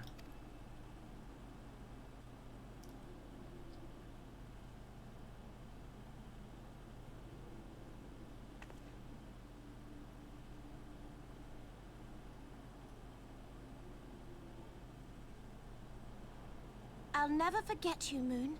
None of us will.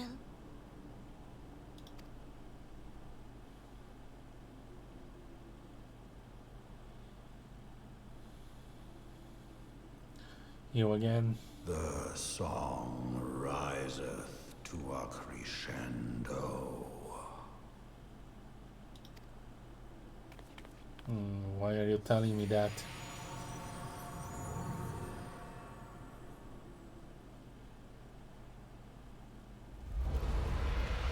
Oh no.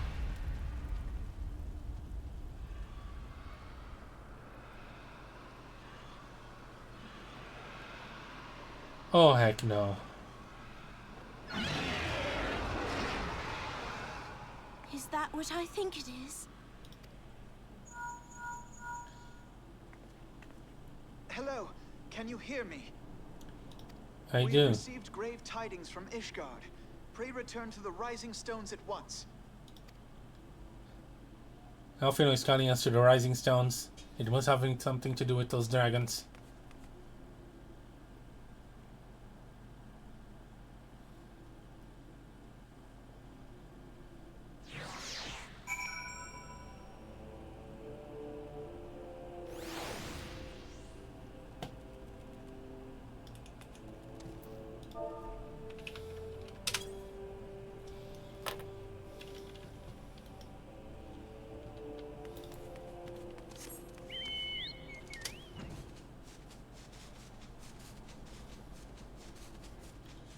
Come on, give me a break. A literal break.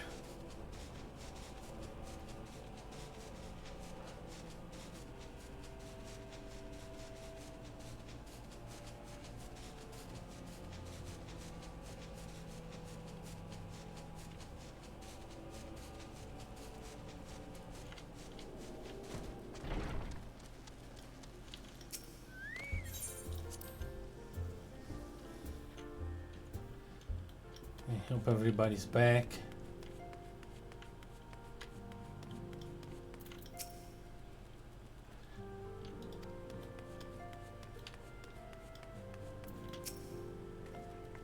Thanks again, Lahee. I think I'm going to be alright.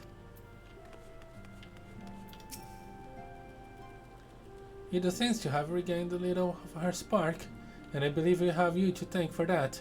I am most grateful, Lahee, truly. I believe you.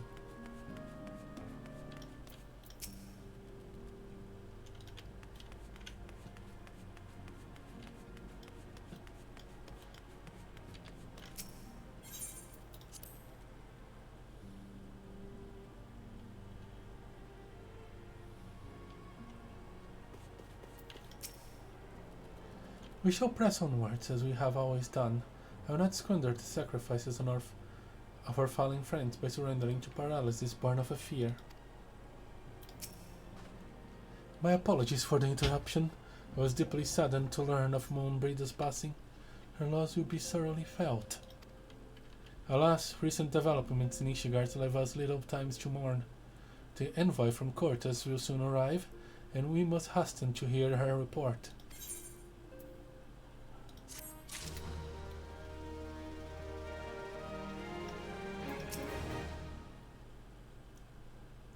We have had reports from a number of frontier settlers. You would think the dragons have come as far as Mordona. Whoa. Defenders of Ishgard. Alfin awaits the arrival of the Ishgardian envoy.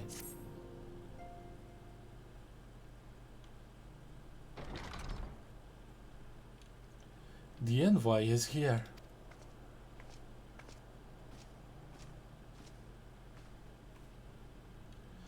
Thank you for receiving me at such short notice. Time is of the essence, so I would forgo the usual pleasantries, if I may. Certainly. You come with news of the Dravanians? Aye, the dragons have begun their attack in earnest. The first wave reached the Central Highlands a short while ago, and battle was joined soon thereafter. Sir Imeric himself sailed forth with a contingent of temple knights and several companies of the noble house's finest. Though the beasts were ultimately forced to retreat, our victory, if such it may be called, came at the cost of many of our own. Too many. We will not withstand a second wave should the Dravanians renew their assault. You paint a green picture, my lady. Is it reinforcements you seek, then? We do. Though it pricks our pride, it is plain we cannot protect Ishgard with our ranks sustained by the Horde. Sir Imeric would meet with you to discuss the possibility of enlisting your aid. Very well. I shall depart for Cortes at once. I must warn you, however, that the involvement of the Crystal Braves is by no means assured. Our commitment to quelling the unrest in Ul'dah must take precedence. It is with such contingencies in mind that I must make another request. The Scions of the Seventh Town are known for sharing close ties with all three of the grand companies of Eorzea. Would you consent to plead their case to their leaders? Though I'll gladly appeal to the grand companies on your behalf, I dare not promise a favorable reply. You need say no more. Considering our past dealings with the Eorzea Alliance, I can well imagine how our plea will be received. But the fate of Ishgard hangs in the balance. We must explore every avenue still open to us, no matter how unpromising.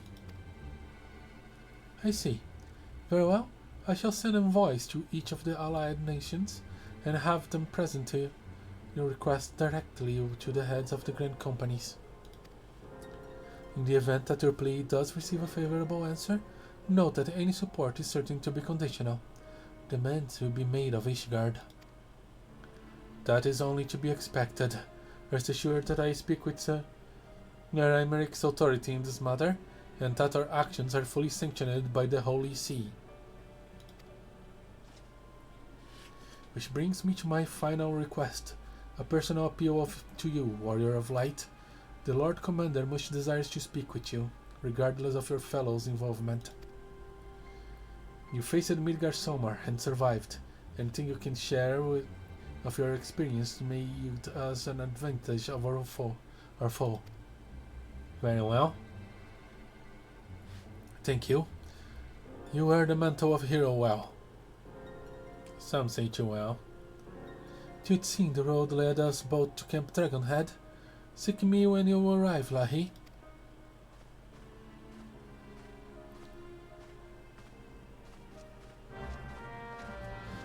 My voice is starting to get tired.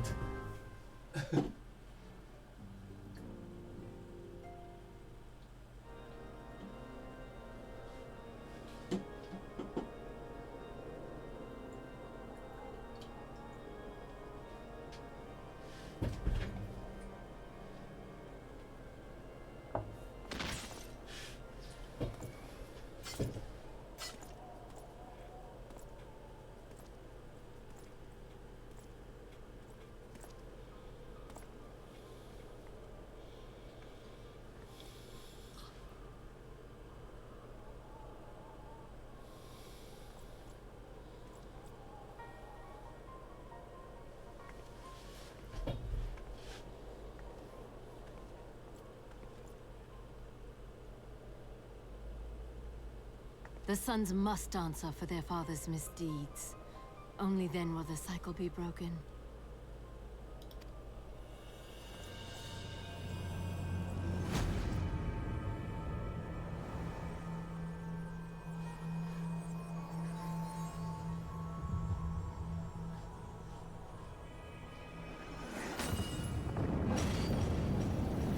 It looks like they had a mole.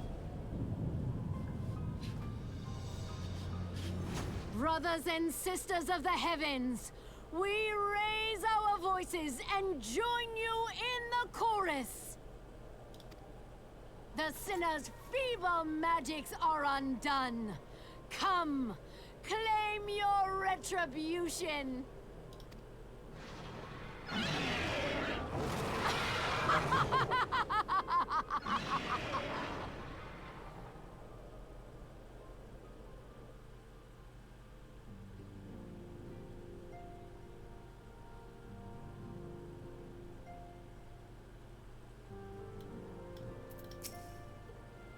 You have 100 parts.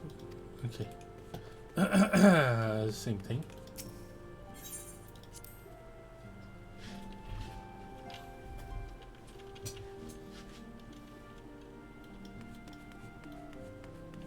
Oh, Tataru's back.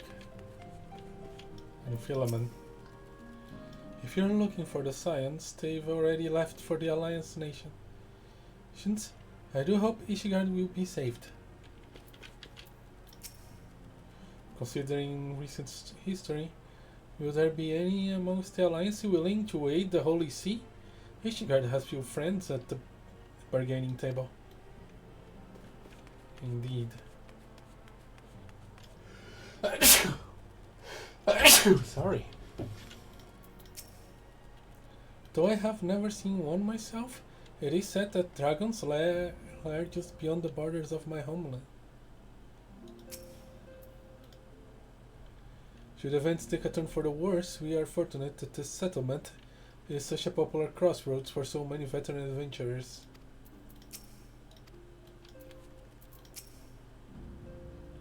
The town has been calm through all this talk of war, but if those dragons come to Revenant's Toll, there will be panic aplenty, I'd wager.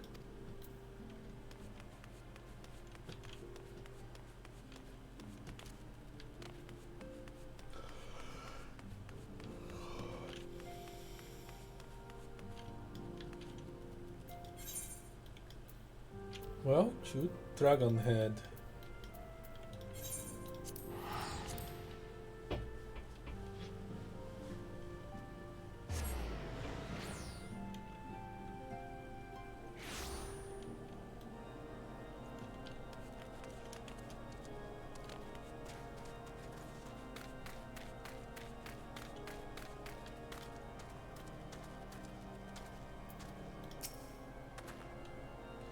It seems I was the swifter, Lahee. You two, however, have arrived with time to spare, for our host has yet to make appearance. The murmurings about camp tell me of some manner of trouble at the gates of judgment. In the Lord Commander's absence, I suggest we visit the place and find out what is afoot.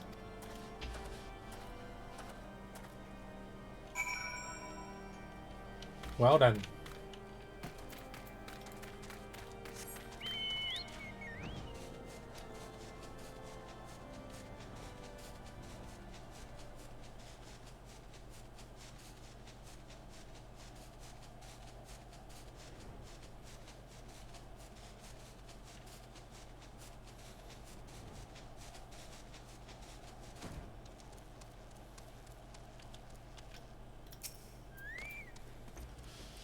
The gates of judgment are much more than mere doors. They are the outermost layer of Ishgard's magical wards. If our first line of defense can be so easily shattered. Yeah, oh.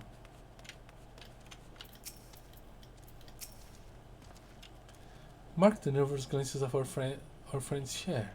The dragons have attacked, yes, but something else has occurred. Something unexpected. Let us question the knights here ere we proceed.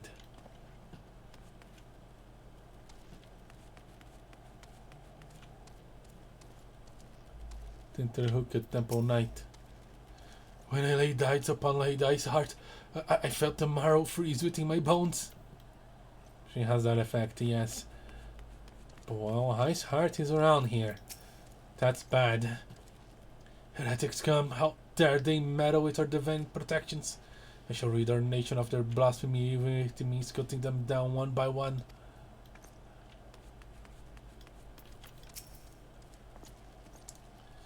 We need not fret over much. There are yet several layers of arcane protection that shield the city from invasion. Mother will be fine. Oh. Okay, there's a lot of trouble. It seems that a ward was broken. So it seems that I struck the first and the most telling blow against Ishgard. Science. We expected you at Camp Dragonhead. My apologies. We insist to hear that there had been trouble at the gates, and thought it prudent to investigate the cause. Then you have learned of the heretic's treachery. Lahee Eshkree led a force of her followers against the defenders and came close enough to dispel the first of our wards. But let's speak more of this back at the camp. Sir Aymeric awaits us.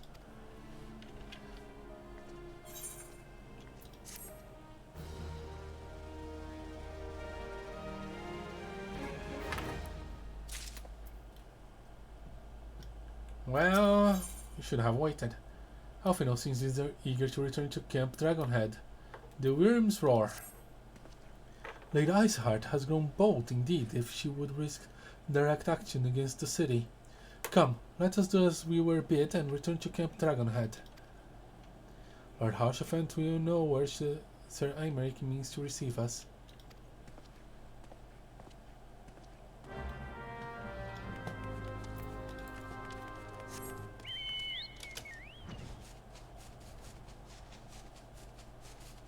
We have been there already.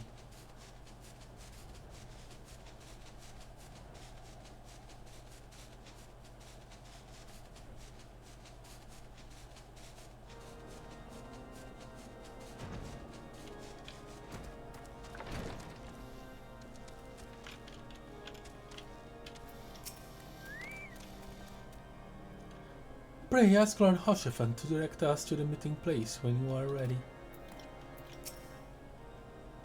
It is reassuring indeed to behold the countenance of a friend when one's homeland totters upon the very brink of disaster. Though a single misstep could send us plunged into the abyss, your heroic presence strokes the flames of courage within my heart. Ah, but you did not come to Dragonhead to listen to my prating. The Lord Commander has arrived, and would treat you with you in the intercessory. Got it.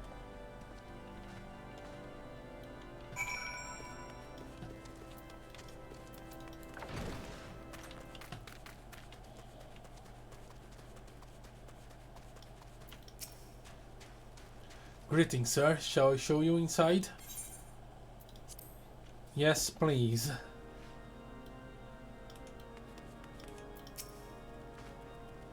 Ishgard's future hangs in the balance. If the city's salvation hires on our assistance, I cannot well withhold it.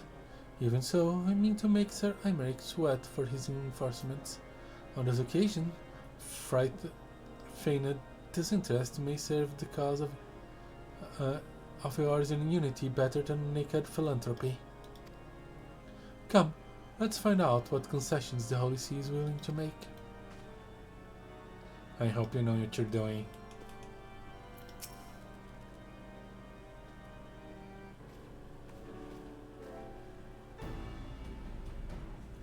I thank you for coming with such haste, and apologize for my absence. Suffice to say, Lady Iceheart and her heretics have much to answer for. Yes, we are but recently returned from the gates of judgment ourselves. Given the circumstances, we quite understand if you would prefer to postpone our appointed audience.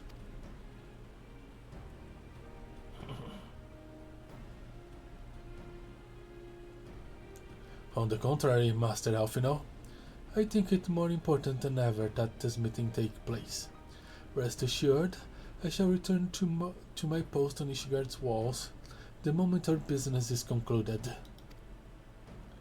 Before we move to the subject of reinforcements, however, I would introduce you to a close friend and a stalwart ally, Estinian.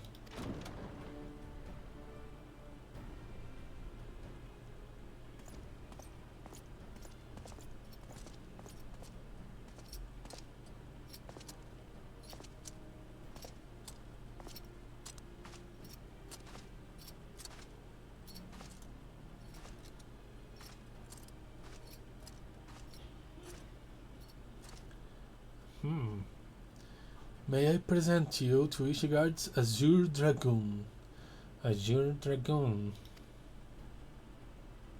An impressive title, though I confess I know precious little of the Order of the Dragoons.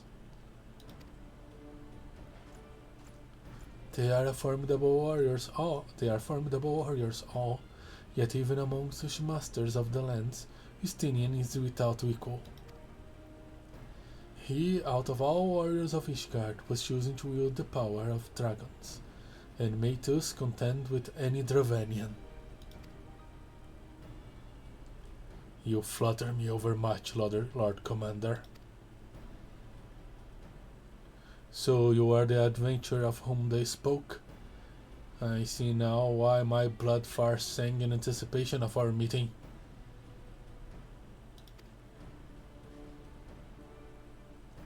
Well, now that we have all been introduced, let us proceed to the matter at hand.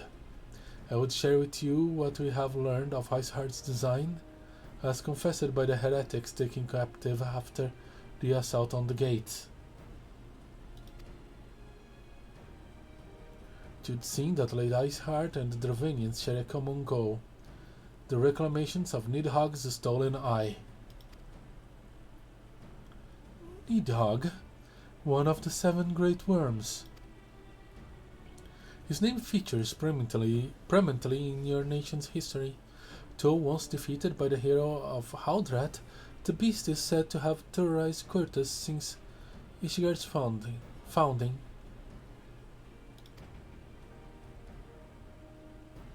Aye, many are the scars our walls bears from Nidhogg's relentless efforts to raise the city. The trophy Haldrat plucked from the bastard worm's skull, known simply as the Eye, is a treasured relic of Ishgard, and one possessed of untold power. Should it ever be returned to Nidhogg, the dread creature would be restored to the height of his strength, and then no wall or ward we could erect would be stout enough to deny him. Why not destroy it? My vengeful soul had waged war against Ishgard for 1,000 years. No mortal mind could comprehend the depths of his rancor.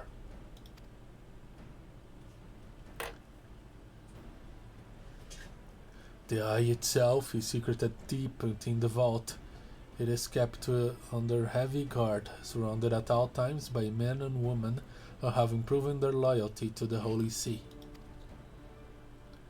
But tall, stout walls and sharp blades may suffice to discourage the heretics. The dragons are another matter.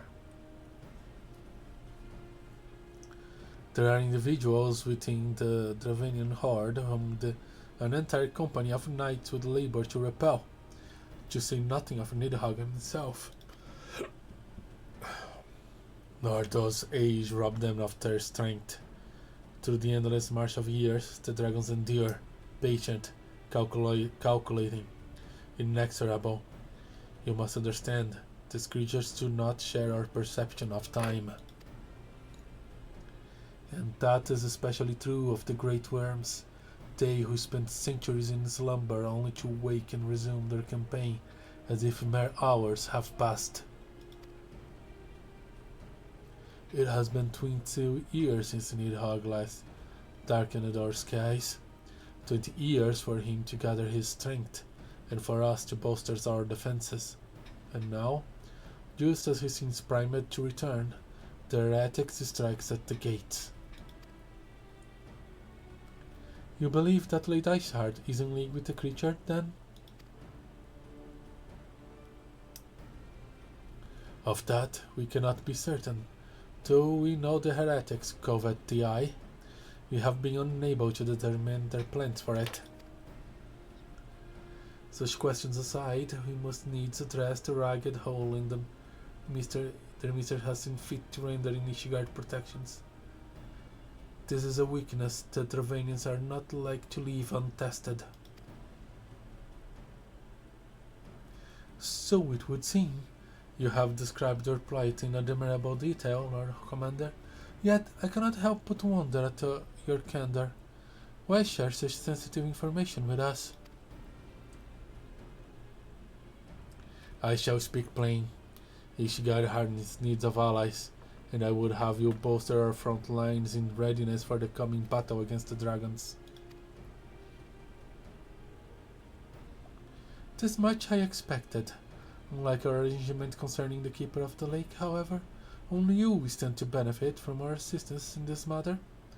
I fail to see why we should intervene in a conflict which concerns only Ishgard and Dravania. When the Eorzean Alliance requested Ishgard's assistance during Operation Archon, you refused us. Does it not seem grossly unjust to demand that we now risk our lives in your private war? I make no attempt to defend my country's conduct. I only ask that you consider what would follow were Ishgard to fall. Having razed our city to the ground, the horde would have little cause to linger, and most would return to their lairs in Dravania. Soon thereafter, the ruins of Cortas would be buried in snow, and the land would become the sole province of beasts and beastmen. Until the Guardian's arrival, that is, for you may be certain that the Empire would not hesitate to claim Cortas. They would not even have to draw steel.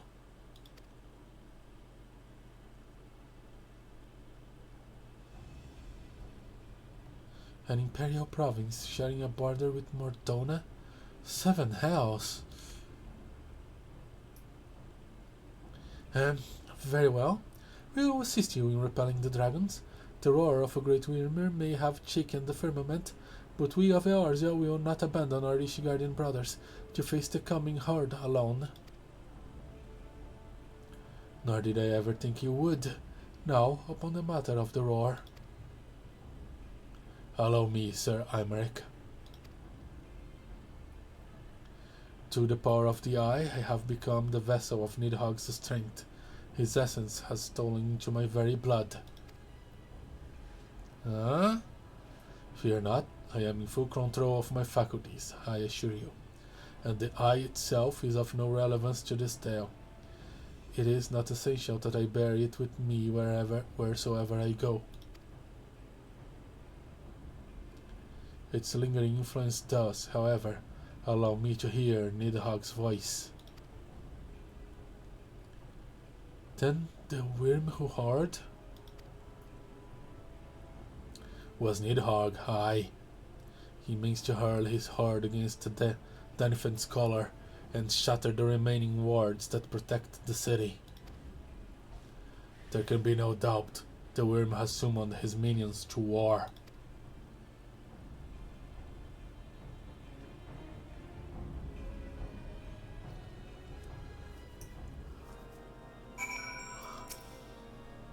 I am painfully aware of the hypocrisy of our request, and the self-inflicted nature of our predicament. But should we serve to deliver my people from their unkind fate, gladly shall I bow my head and beg for aid. Expect, nay, welcome the coming storm of scorn and disdain.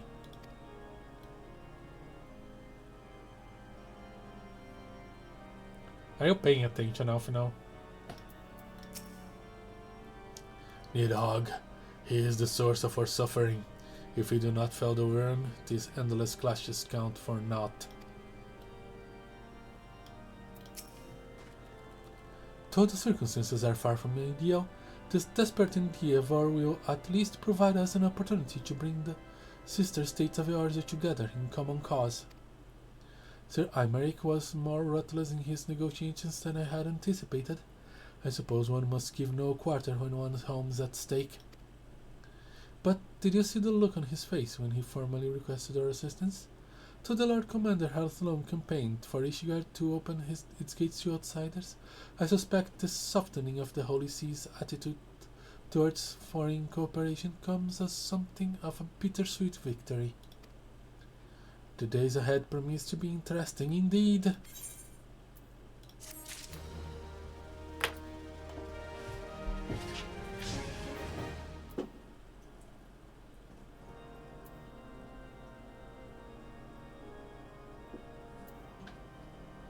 Amount of water.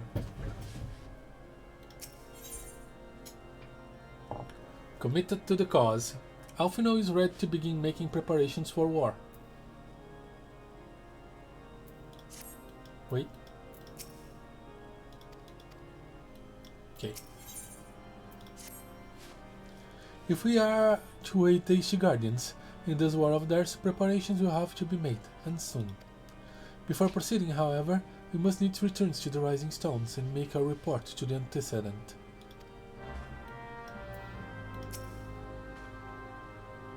There we sally forth to the defense of Ishgard. Okay.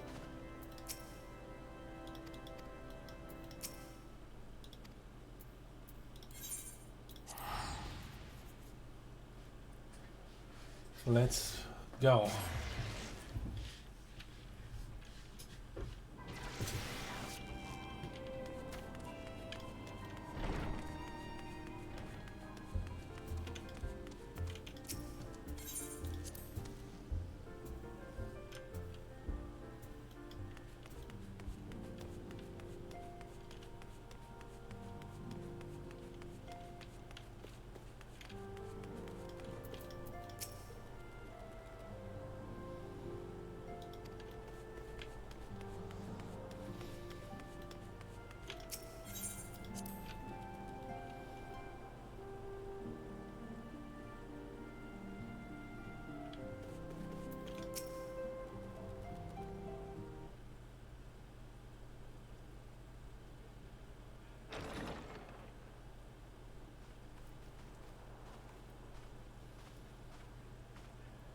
Alphino, it is good to see you.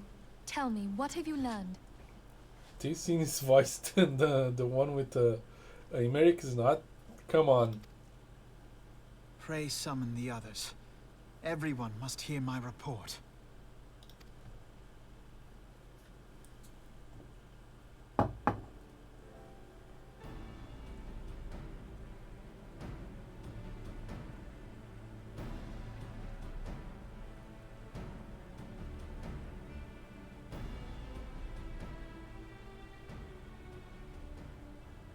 So this was all but a taste of what's to come. Indeed. The main host advances upon Ishgard as we speak. Whose vaunted defenses have been nullified. Shorn of its wards, the city will bear the full force of Nidhogg's fury. All those people. Alphinaud is right. The Dravanians cannot be allowed to prevail. If Ishgard falls, all of Eorzea will suffer the consequences.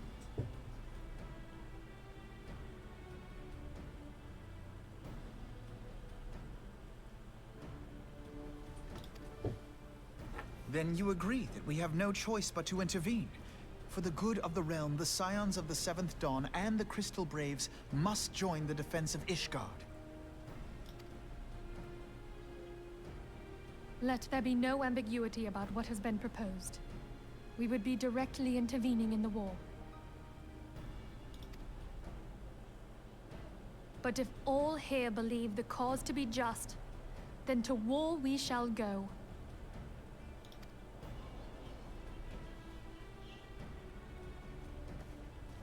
The path we now embark upon is perilous, but I pray you will walk with us to the end. You can count on it. For those we have lost, for those we can yet save.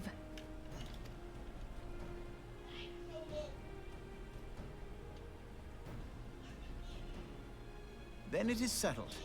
I shall inform the Council of our intentions and request that they contribute their own forces to the defense of Ishgard.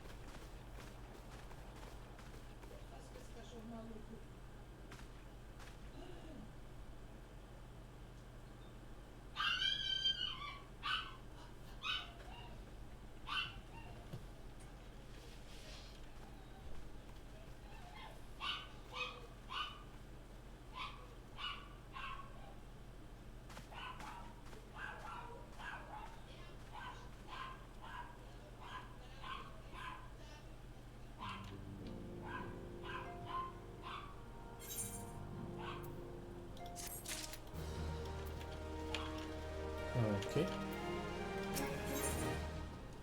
Volunteer Dragon Slayers. Minfilia would have you assist with the preparations being made for the defense of Ishgard.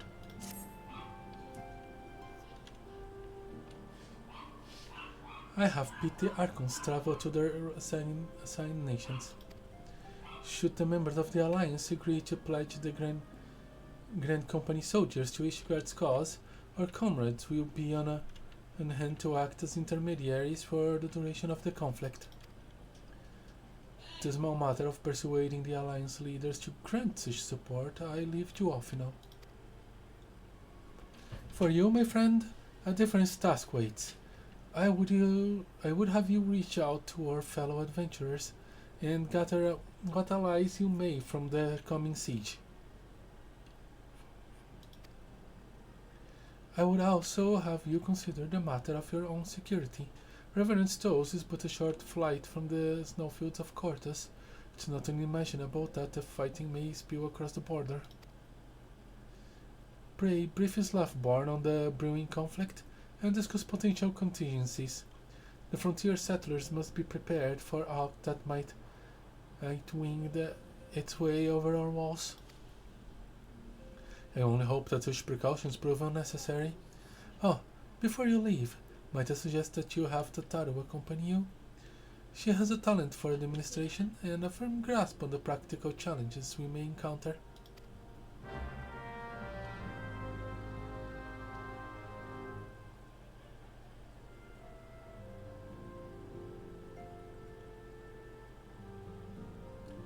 Alright.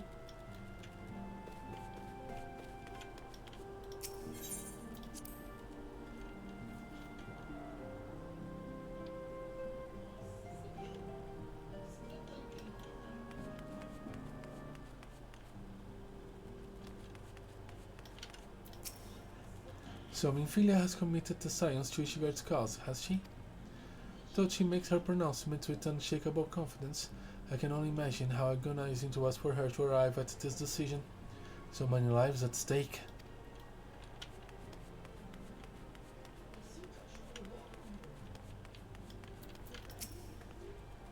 The threat of war, so panic and confusion and routine tasks can offer a calming stability. Being sure the larder is properly stocked, for instance.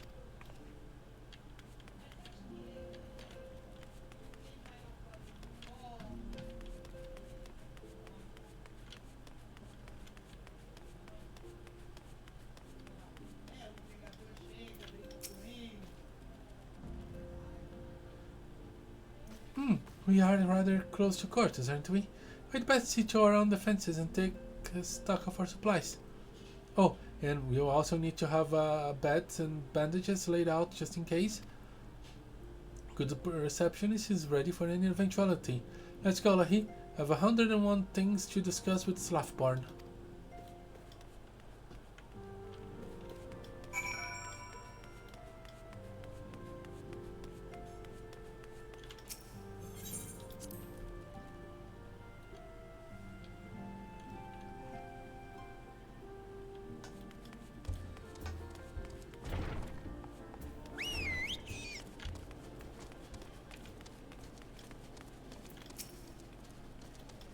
And so I'd like you to spread the word to the settlers and the adventurers in town. I appreciate the warning. If war is coming to Cortes, then the toll must be made ready. I increase the number of patrols and lookouts immediately. I'll also see about finding room for an infirmary, as well as a temporary housing for victims of the conflict. Ishigard has done well by us in the past, and I would return the favor. But as for rounding up volunteers for the fighting itself, I'm afraid I must disappoint you. I will not send my fellow guild members to die on Ishigardian soil, and I am certain the headquarters will say the same. There will be no official Adventurers Guild presence in the siege. That said, each adventurer is of course free to do as he or she will. I shall have a word with some of my more capable colleagues on your behalf, and you might try your luck hearing revenants too. I dare say there are a few stout souls about town who will answer to your call to arms. Got it. Let's get started, shall we? We have a town to rouse.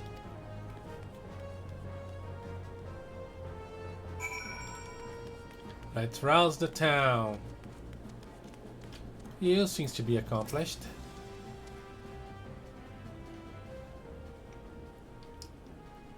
Would you join the siege of Ishgard? Spare me your talk of glory and fame. I'm not in the habit of volunteering for lost causes. I've survived this long by trusting my instincts, and my instincts tell me to stay well away from Ishgard.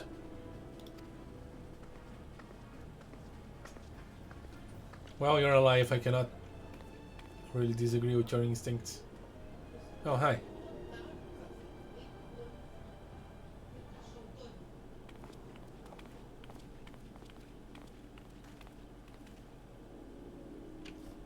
Ishigard sounds like she is in right mess, but that ain't what I wanted to talk to you about. I need you to cast your mind back to that scuffle with the Empire out by the processing plant.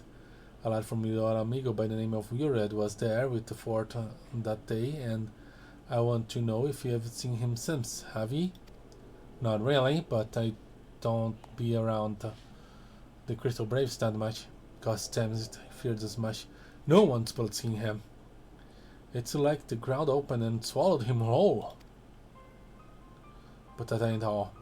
Around the time Myriad stopped turning up for duty, them black market weapons went missing from our vault in Uda. So now, of course, half the brave suspect of the lad making off with the goods.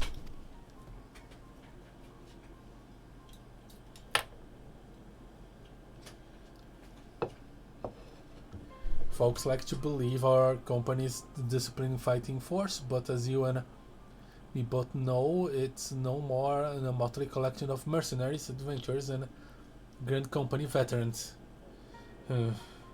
You mean it's like the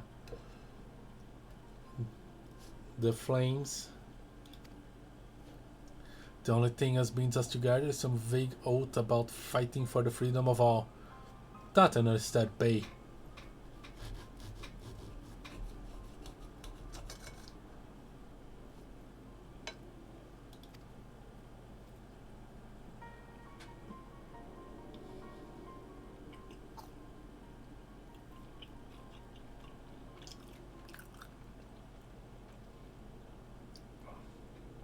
Now, compared to most others in this crew, Myriad's a fresh-faced novice, a bleeding whelp amongst the wolves.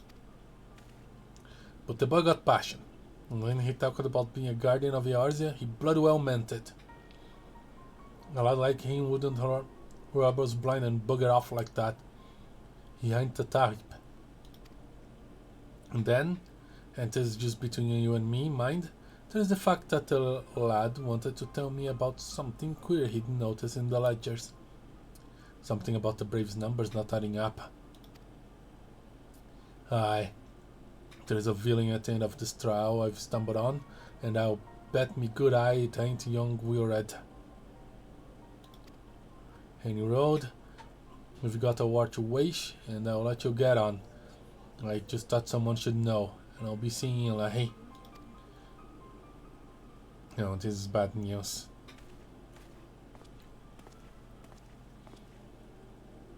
Do you have a mall?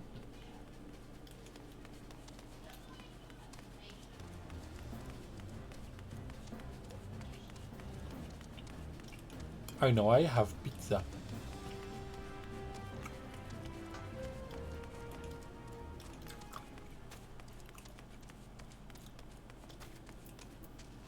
Frontier hand, huh? So Ishigard seeks sellswords to boast its ranks, huh? Though I'm not sure I like the sound of the siege, those nobles will surely be generous with their rewards. Ah, but I have pledged myself to guard revenants too. Modest work though it is, I am loath to break the terms of my contract. What to do? You'll figure that out.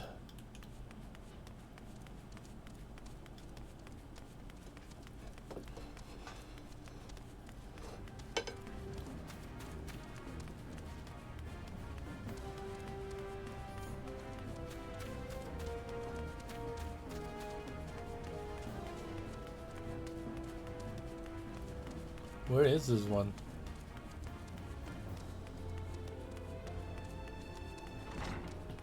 Here? Ah. Angular adventure. Volunteer my service in defense of Ishigard? I think not.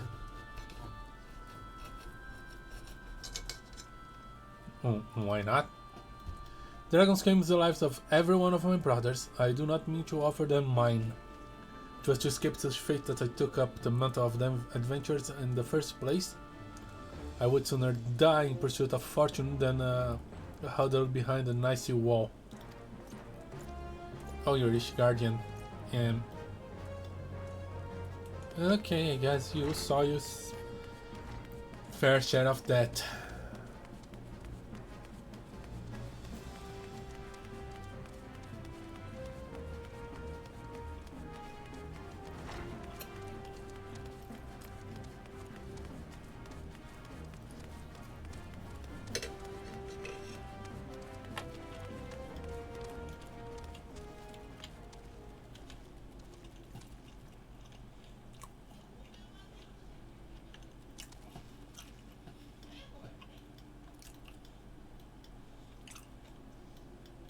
Anything else there? Sell me blade to the Ishigardens? Well, then dragons are a fearsome lot, but I'd slay me a fair share if the coin was good. I've worked for one of them knights before, you know. Watched me like a bloody hawk he did. Still, I'd put up with worse than that for a heavy purse. Well, I guess I got 1.5.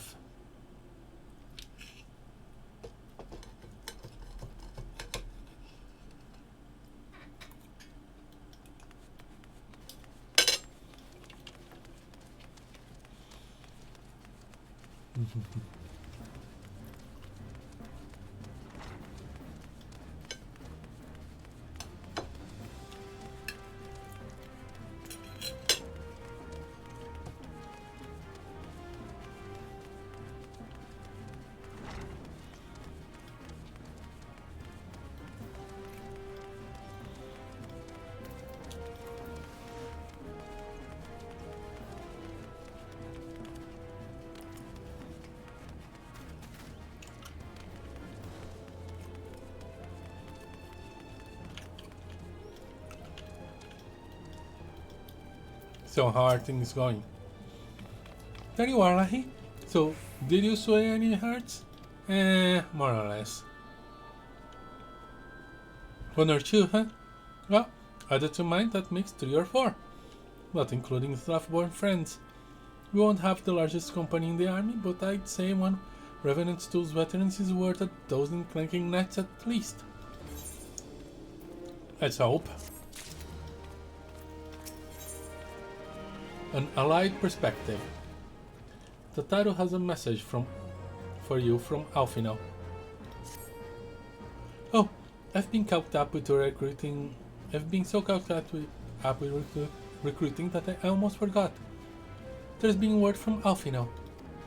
Apparently the Alliance leaders are convening in Uda to discuss Ishgard's plight.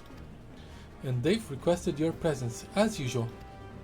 Anyway, you'd best make your way to Uda or you'll be late. Alfinal said that he would meet you on the Royal Promenade. Roger that.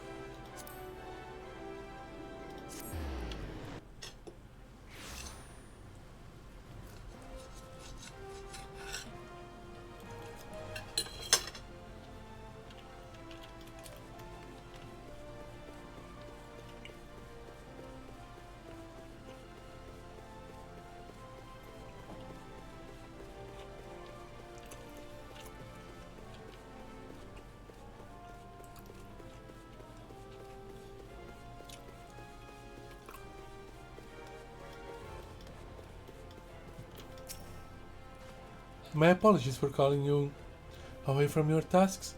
I had hoped to proceed with these negotiations one leader at a time, but it seems my urgent requests for an audience have prompted the gathering of the council. Needless to say, I felt obliged to attend. The Alliance leaders are already seated within. Let us join them, shall we?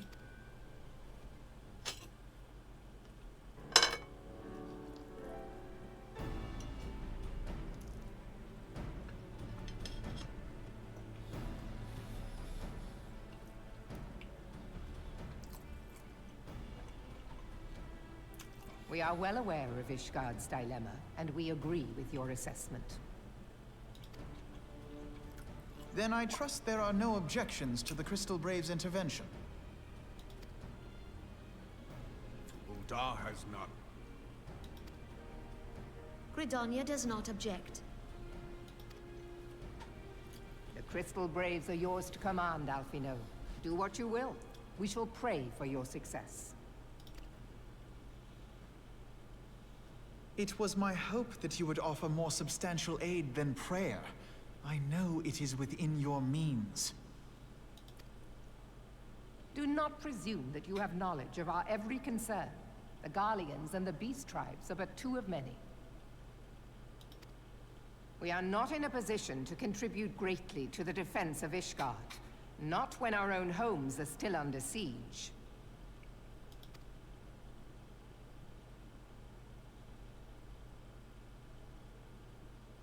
We dare not leave our interests in Cartano undefended as well.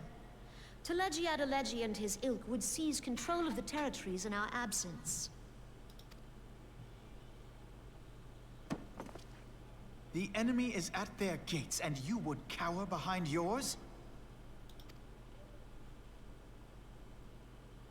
No one is cowering, boy. We will offer what support we can. Aye, support. A handful of men and no more. Would that we could commit more than a token force to this cause. Yet there are others to whom you might turn. The free companies ever want for work.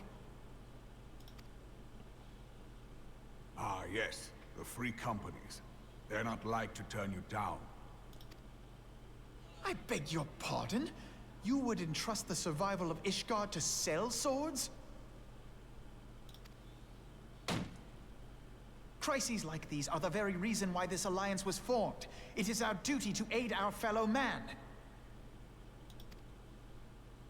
My duty is to my country and my people. If you expect us to place the welfare of a foreign power above our own, you're going to be sorely disappointed.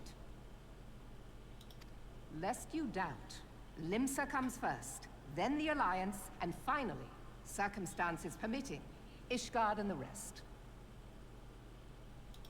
If you cannot understand so simple a concept, then you have no place at this table.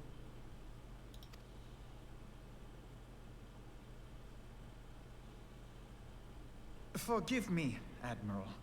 I was careless in my choice of words.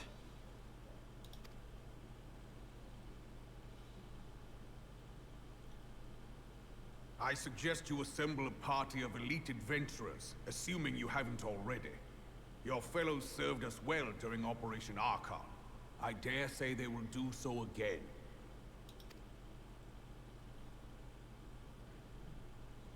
Well, I can try.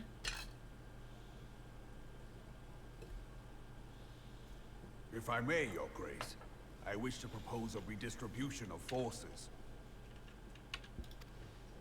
If we entrust the security of Ul'dah to the Brass Blades for a time, we can dispatch a larger force to Ishgard.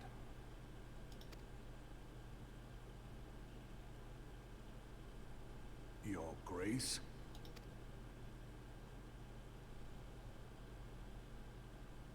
Yes. Yes, of course. Do what you will.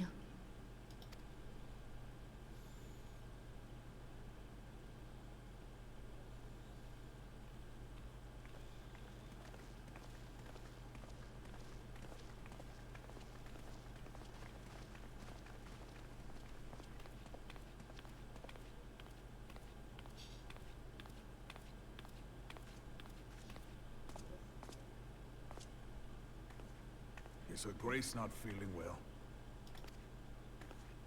To the best of my knowledge, Her Grace is in perfect health.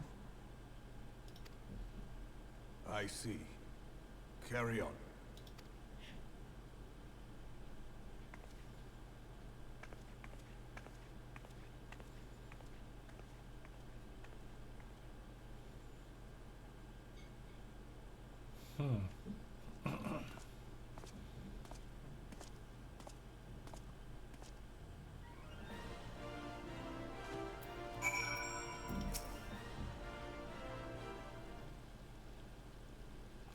Once again, I owe you an apology. It seems you have been conscripted into leading a contingent of adventurers on yet another mission of inestimable danger. But I fear we have been left with little alternative. We cannot well abandon Lord Haurchefant and Sir Aymeric to their fate. We must abide by the Council's decision. As short-sighted as it is, and strive to fulfill our roles as Eorzea's guardians.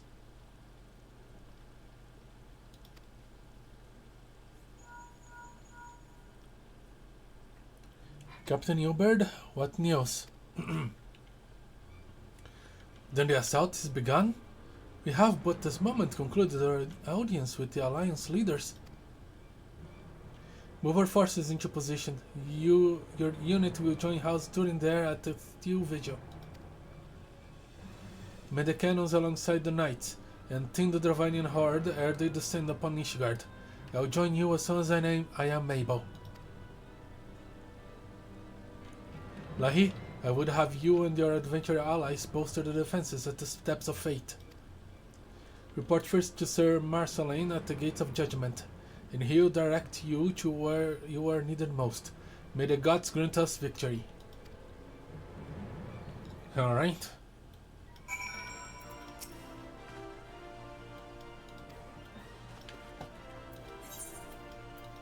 Oh boy.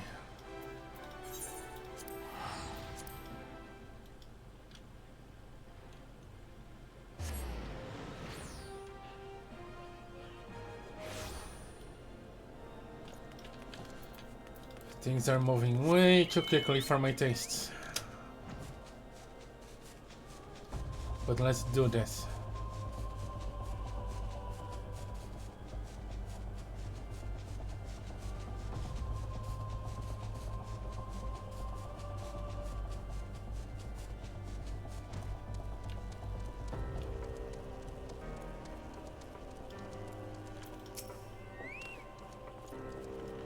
You are the appointed captain of the Sellsword contingent? Then welcome here, welcome. There's no shortage of blade work to be done.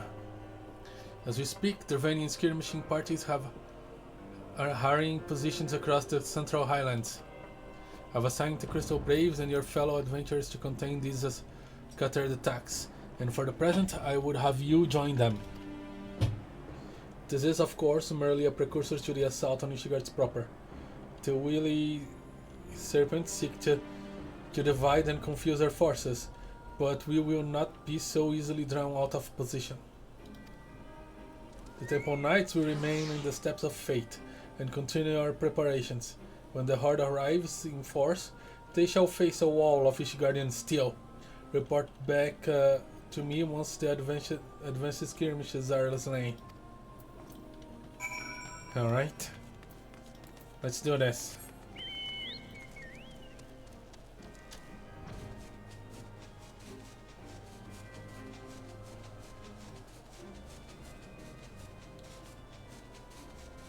Do they expect us to be able to fly?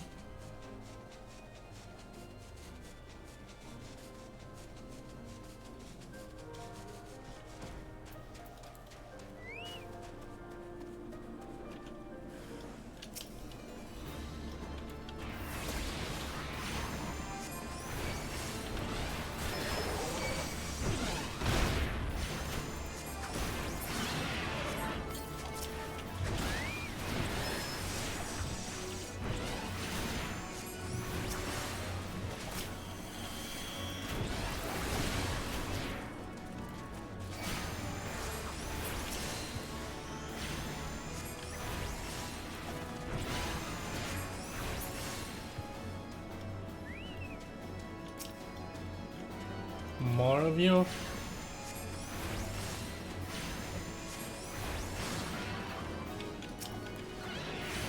Not all that scary.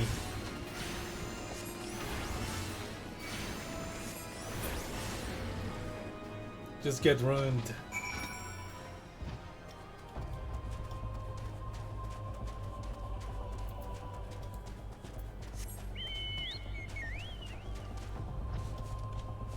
Where is... Oh.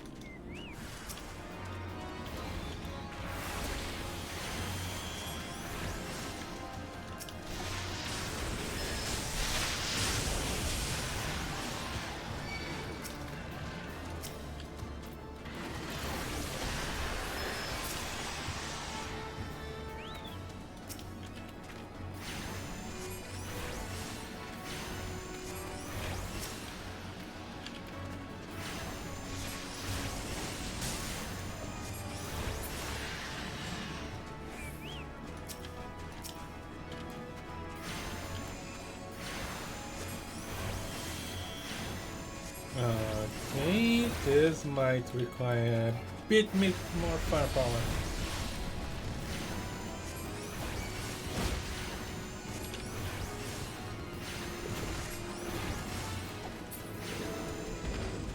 Well, not that much more.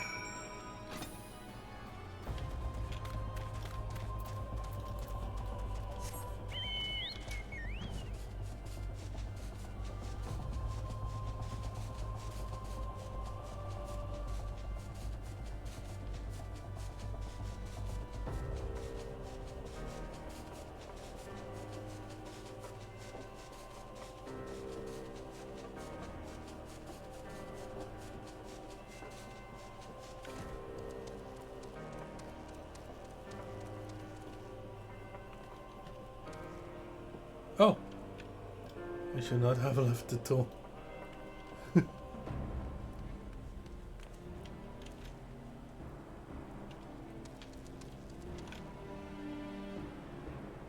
Welcome, thank you. Where's that burly dude?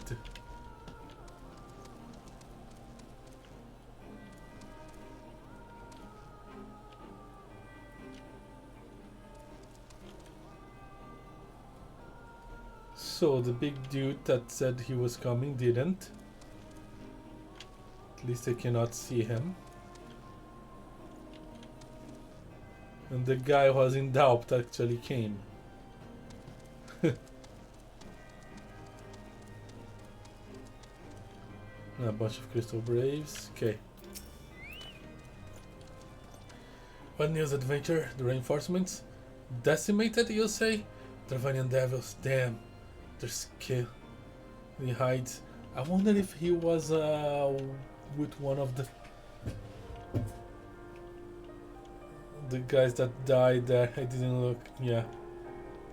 Hold fast to your grief and fury, sir. We will avenge the deaths of your fellows in the battle to come. The steps of fate. Sir Marshallings wish to prepare you for the siege of Ishgard.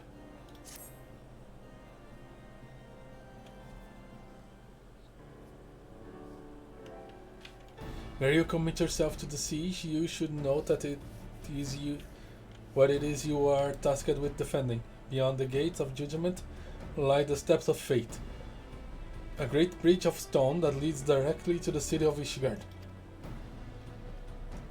More than a simple means to cross the sea of clouds, the bridge serves as a foundation for the arcane wards that form the barrier we call the Tenifend Collar. Alas, in dispelling the barrier's outermost layer, that thrice-damned witch Iceheart stripped the bridge of its protection, and thus are the dragons now able to land unhindered upon the steps of fate. Oh, I kind of forgot. Should the Dravanians succeed in destroying the remainder of the wards, the winged devils will be free to swarm within the city itself. Needless to say, we cannot suffer that to happen.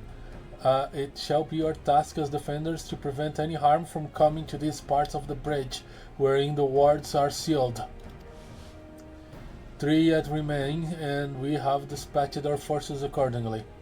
I would ask you and your comrades accompany your defenders at the outermost ward. I should hope that includes us as well, yes? Who? Ah.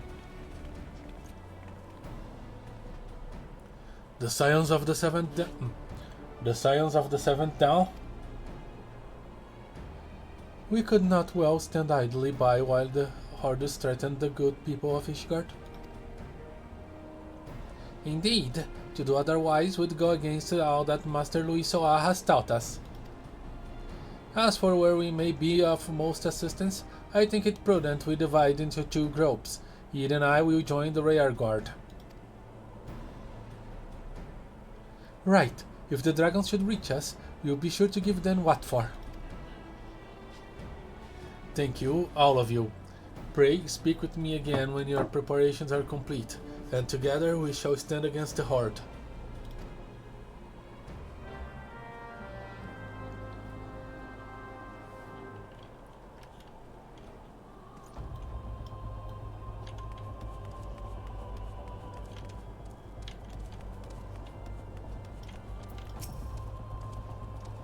I'm told the first commander of the Temple Knights, Lucia, will be leading their forces. By all accounts, it would seem we're in quite capable hands. The dragons may never again have such an opportunity to strike at the Holy See. You can be certain that they will not squander it. So we must be vigilant. No matter what happens, we cannot let them cross the bridge. With that, we could say with certainty that none of the wards will be breached, but our enemy is resourceful. Alright. I trust you are ready then? Good. Come, let us make for the battlefield. Understood. I think this used to be an 8-man trial.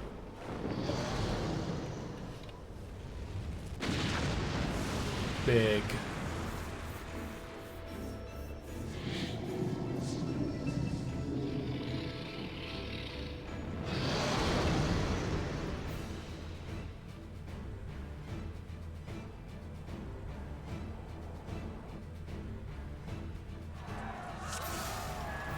I don't...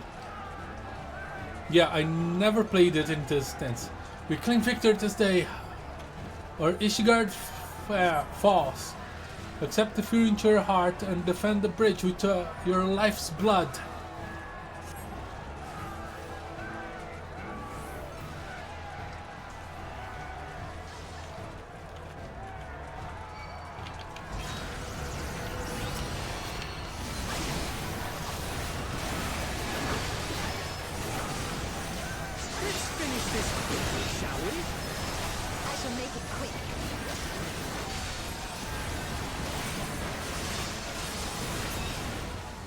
Have the rear guard raid the cannons.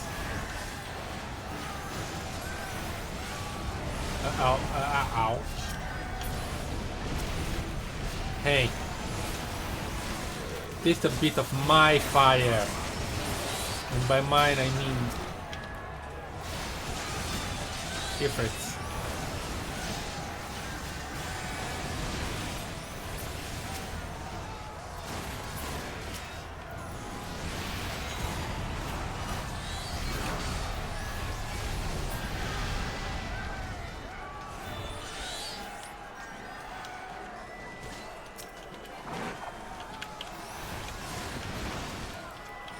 Focus your attacks on the armored dragons.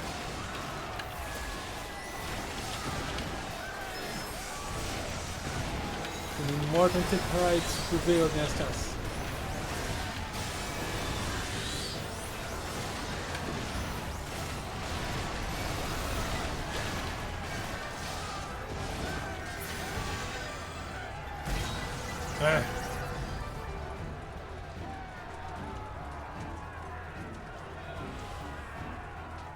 What in the... Everyone, fall back! Fall back now!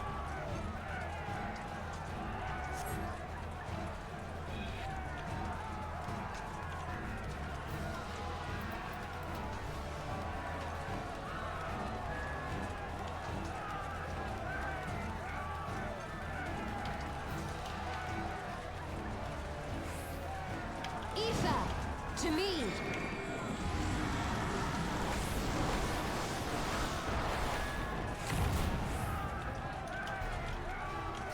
Alright.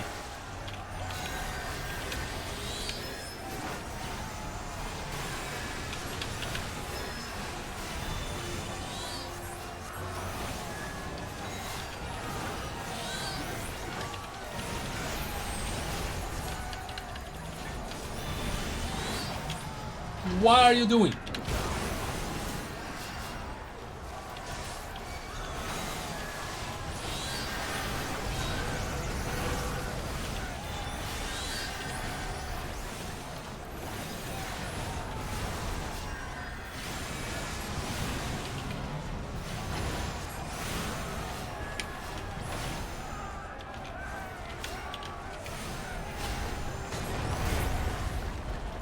Okay.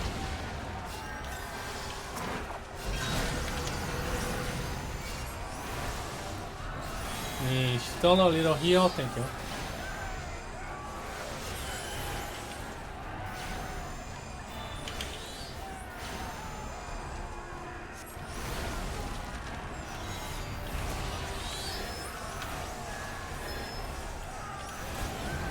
I always get countered by that. Okay.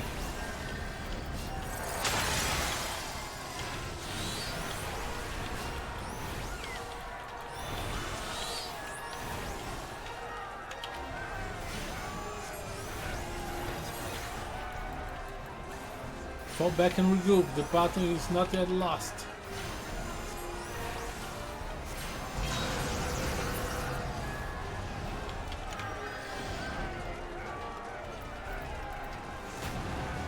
Ow.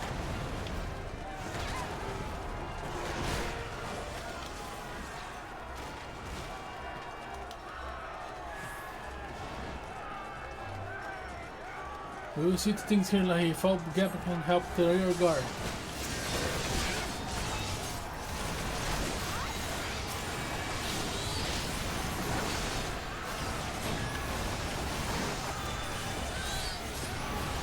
Oh, it's a good thing that can count. But no holding back.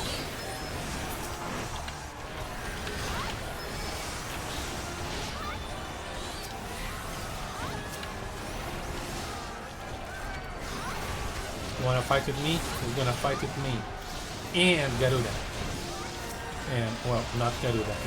He died before.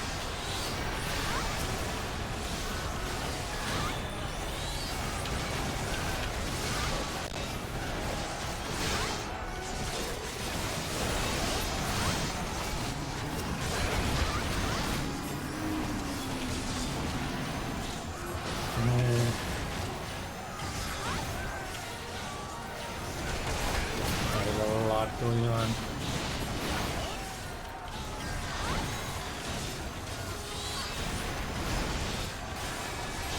Transcend the Ifrit.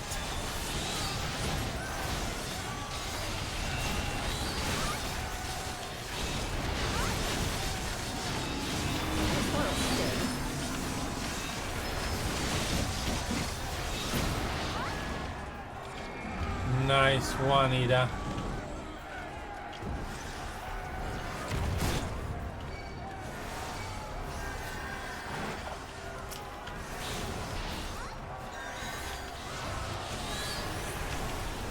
We must defeat their champion at all costs. On it.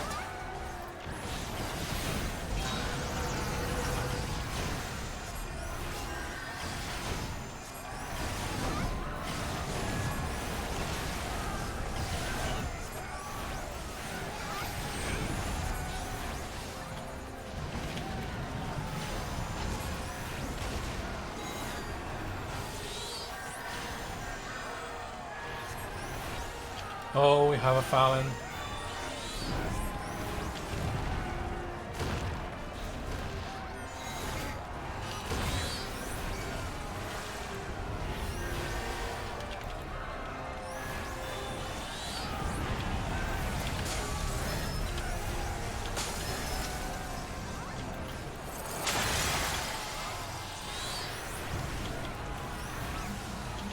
The second ward has fallen.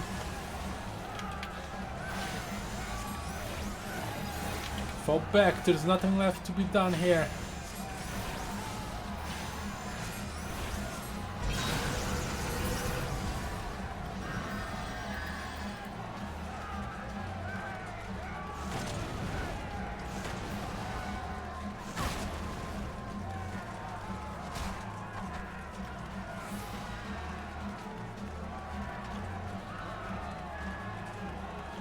I have much going on here. Lahee, you must go and see for the final ward.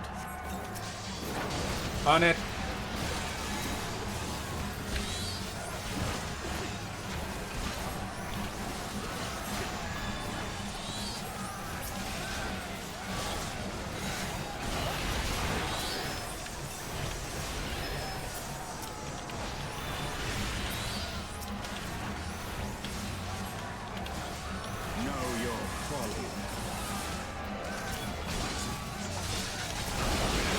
Come on.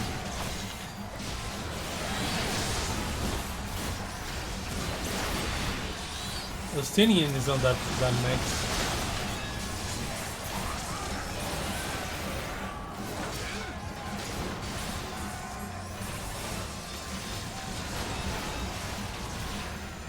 Justinian Wormblood. Lucia the Radiant.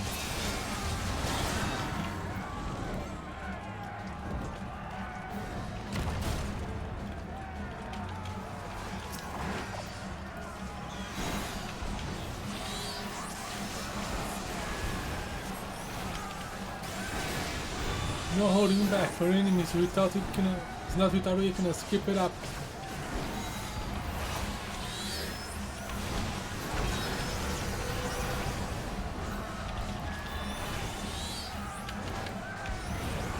I hope they're weak to end.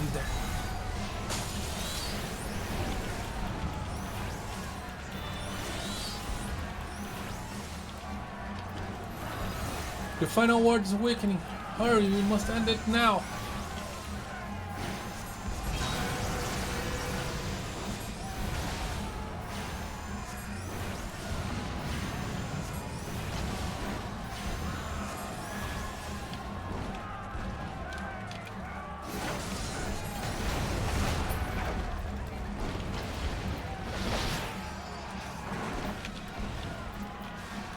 Oh, come on.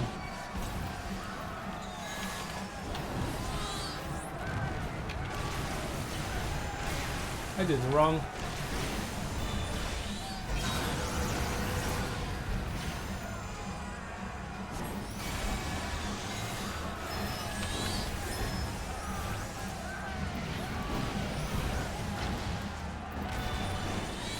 I did it late.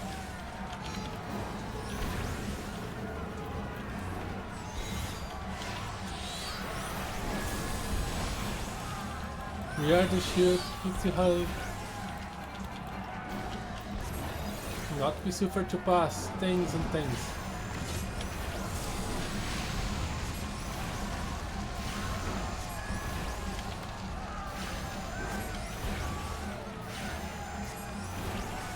Come on. Go, Ifrit, go!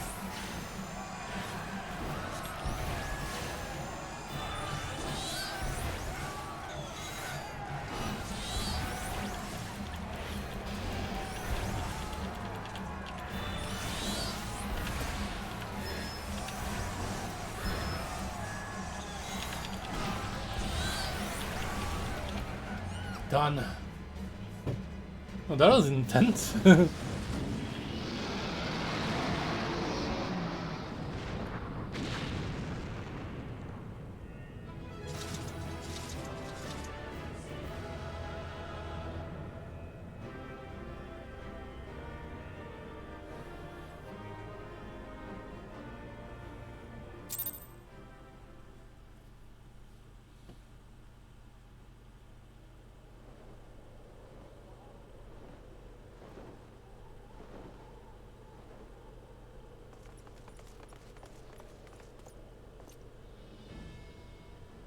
The dragons, they are withdrawing. Victory is ours!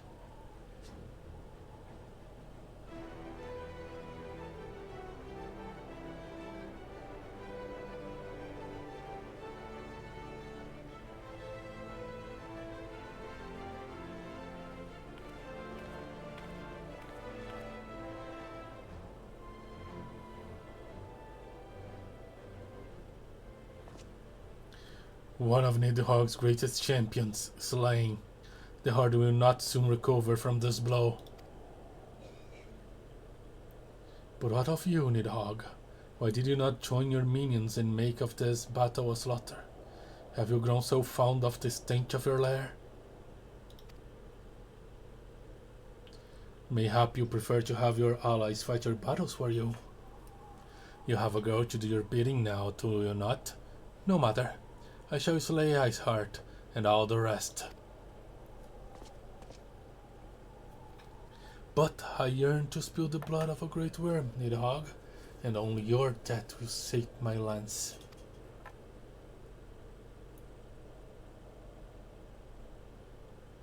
Dragon jump.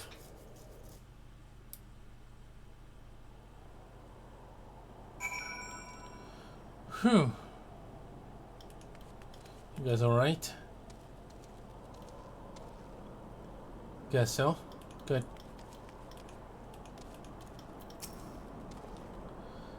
This was a close victory, but a victory nonetheless. I think we have earned a brief respite. The famed dragon Guns of Ishgard commanding the skies of battle was truly a sight to behold. Phew, that is exhausting. You tell me. It is a rare opportunity to find oneself confronted with so terrible foe. Rare is still to emerge victorious. I should hope we need not contend with more of Nidhogg's champions.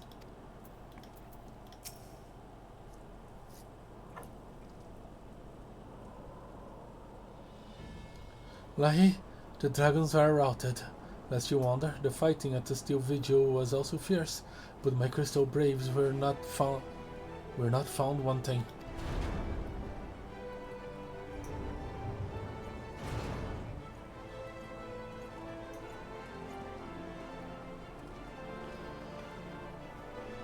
Commander Lahee, true to your word, you arrived to aid us in our hour of need. On behalf of the Holy See and the people of Ishgard, I offer you my humble thanks. Though I would stay and lavish you with well-deserved praise, I fear I must away to oversee the aftermath of the siege. Not all the dragons are fled, and there are yet wounded to be carried from the field. Pray let us meet anon that I might express my thanks with a proper courtesy.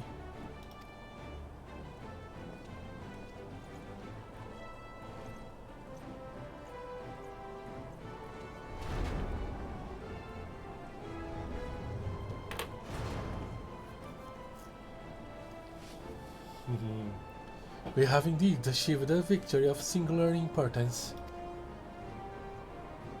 With the Dravanian's horde thus weakened and scattered, the threat to Ishgard has been greatly diminished. And mayhap equally significant, the Holy See must now recognize the necessity of cooperation with foreign powers.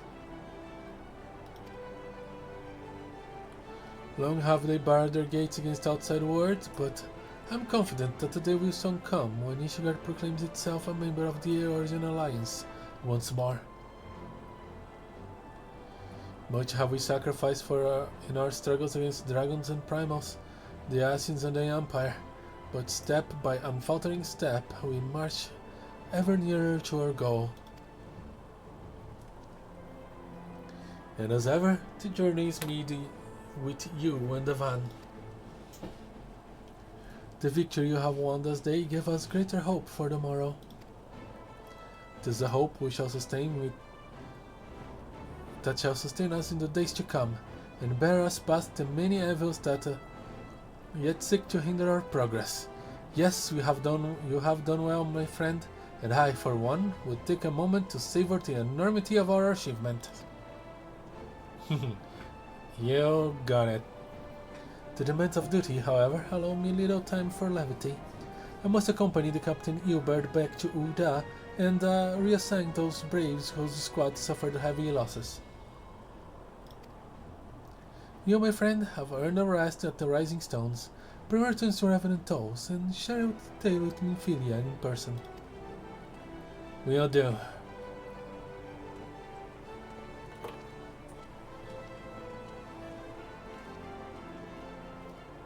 We will see to informing the other nations of what took place here. Do be sure to give our regards to Minfilia. Will do.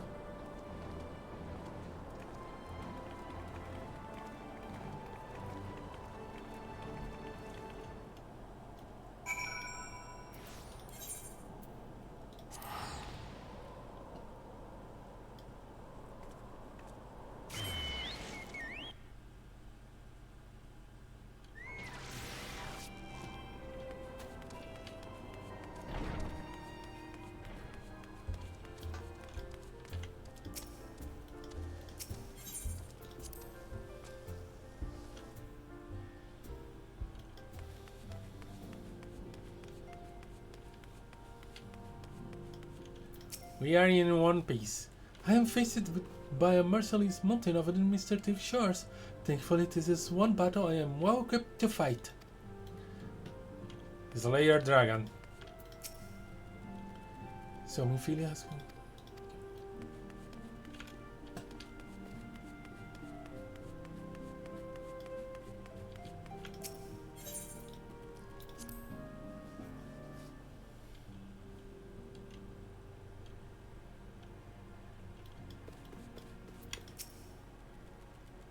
Lahee, welcome back! I've innocent word of the siege, and of course of the role you played in ending it. Your deeds have never ceased to amaze me, Lahee. Thank you.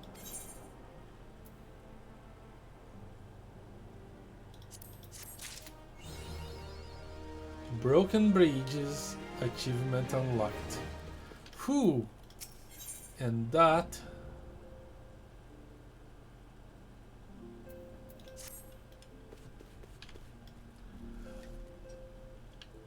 is another patch. They are getting longer and longer. But yeah, we're done for today. Final Fantasy XIV will be back next Monday and Wednesday at 8 PM GMT 3 with less Moon Brida and more dragons, I guess. Next Sunday at 7 PM I'll be playing more Vintage Story. If you've been watching me on Twitch, I do have a YouTube with all the VODs. If you've been watching on YouTube, come check me live on Twitch. All the links are in the description. But for now, thank you guys so much for watching. I am the Plane Shifter, and I am phasing out. Bye!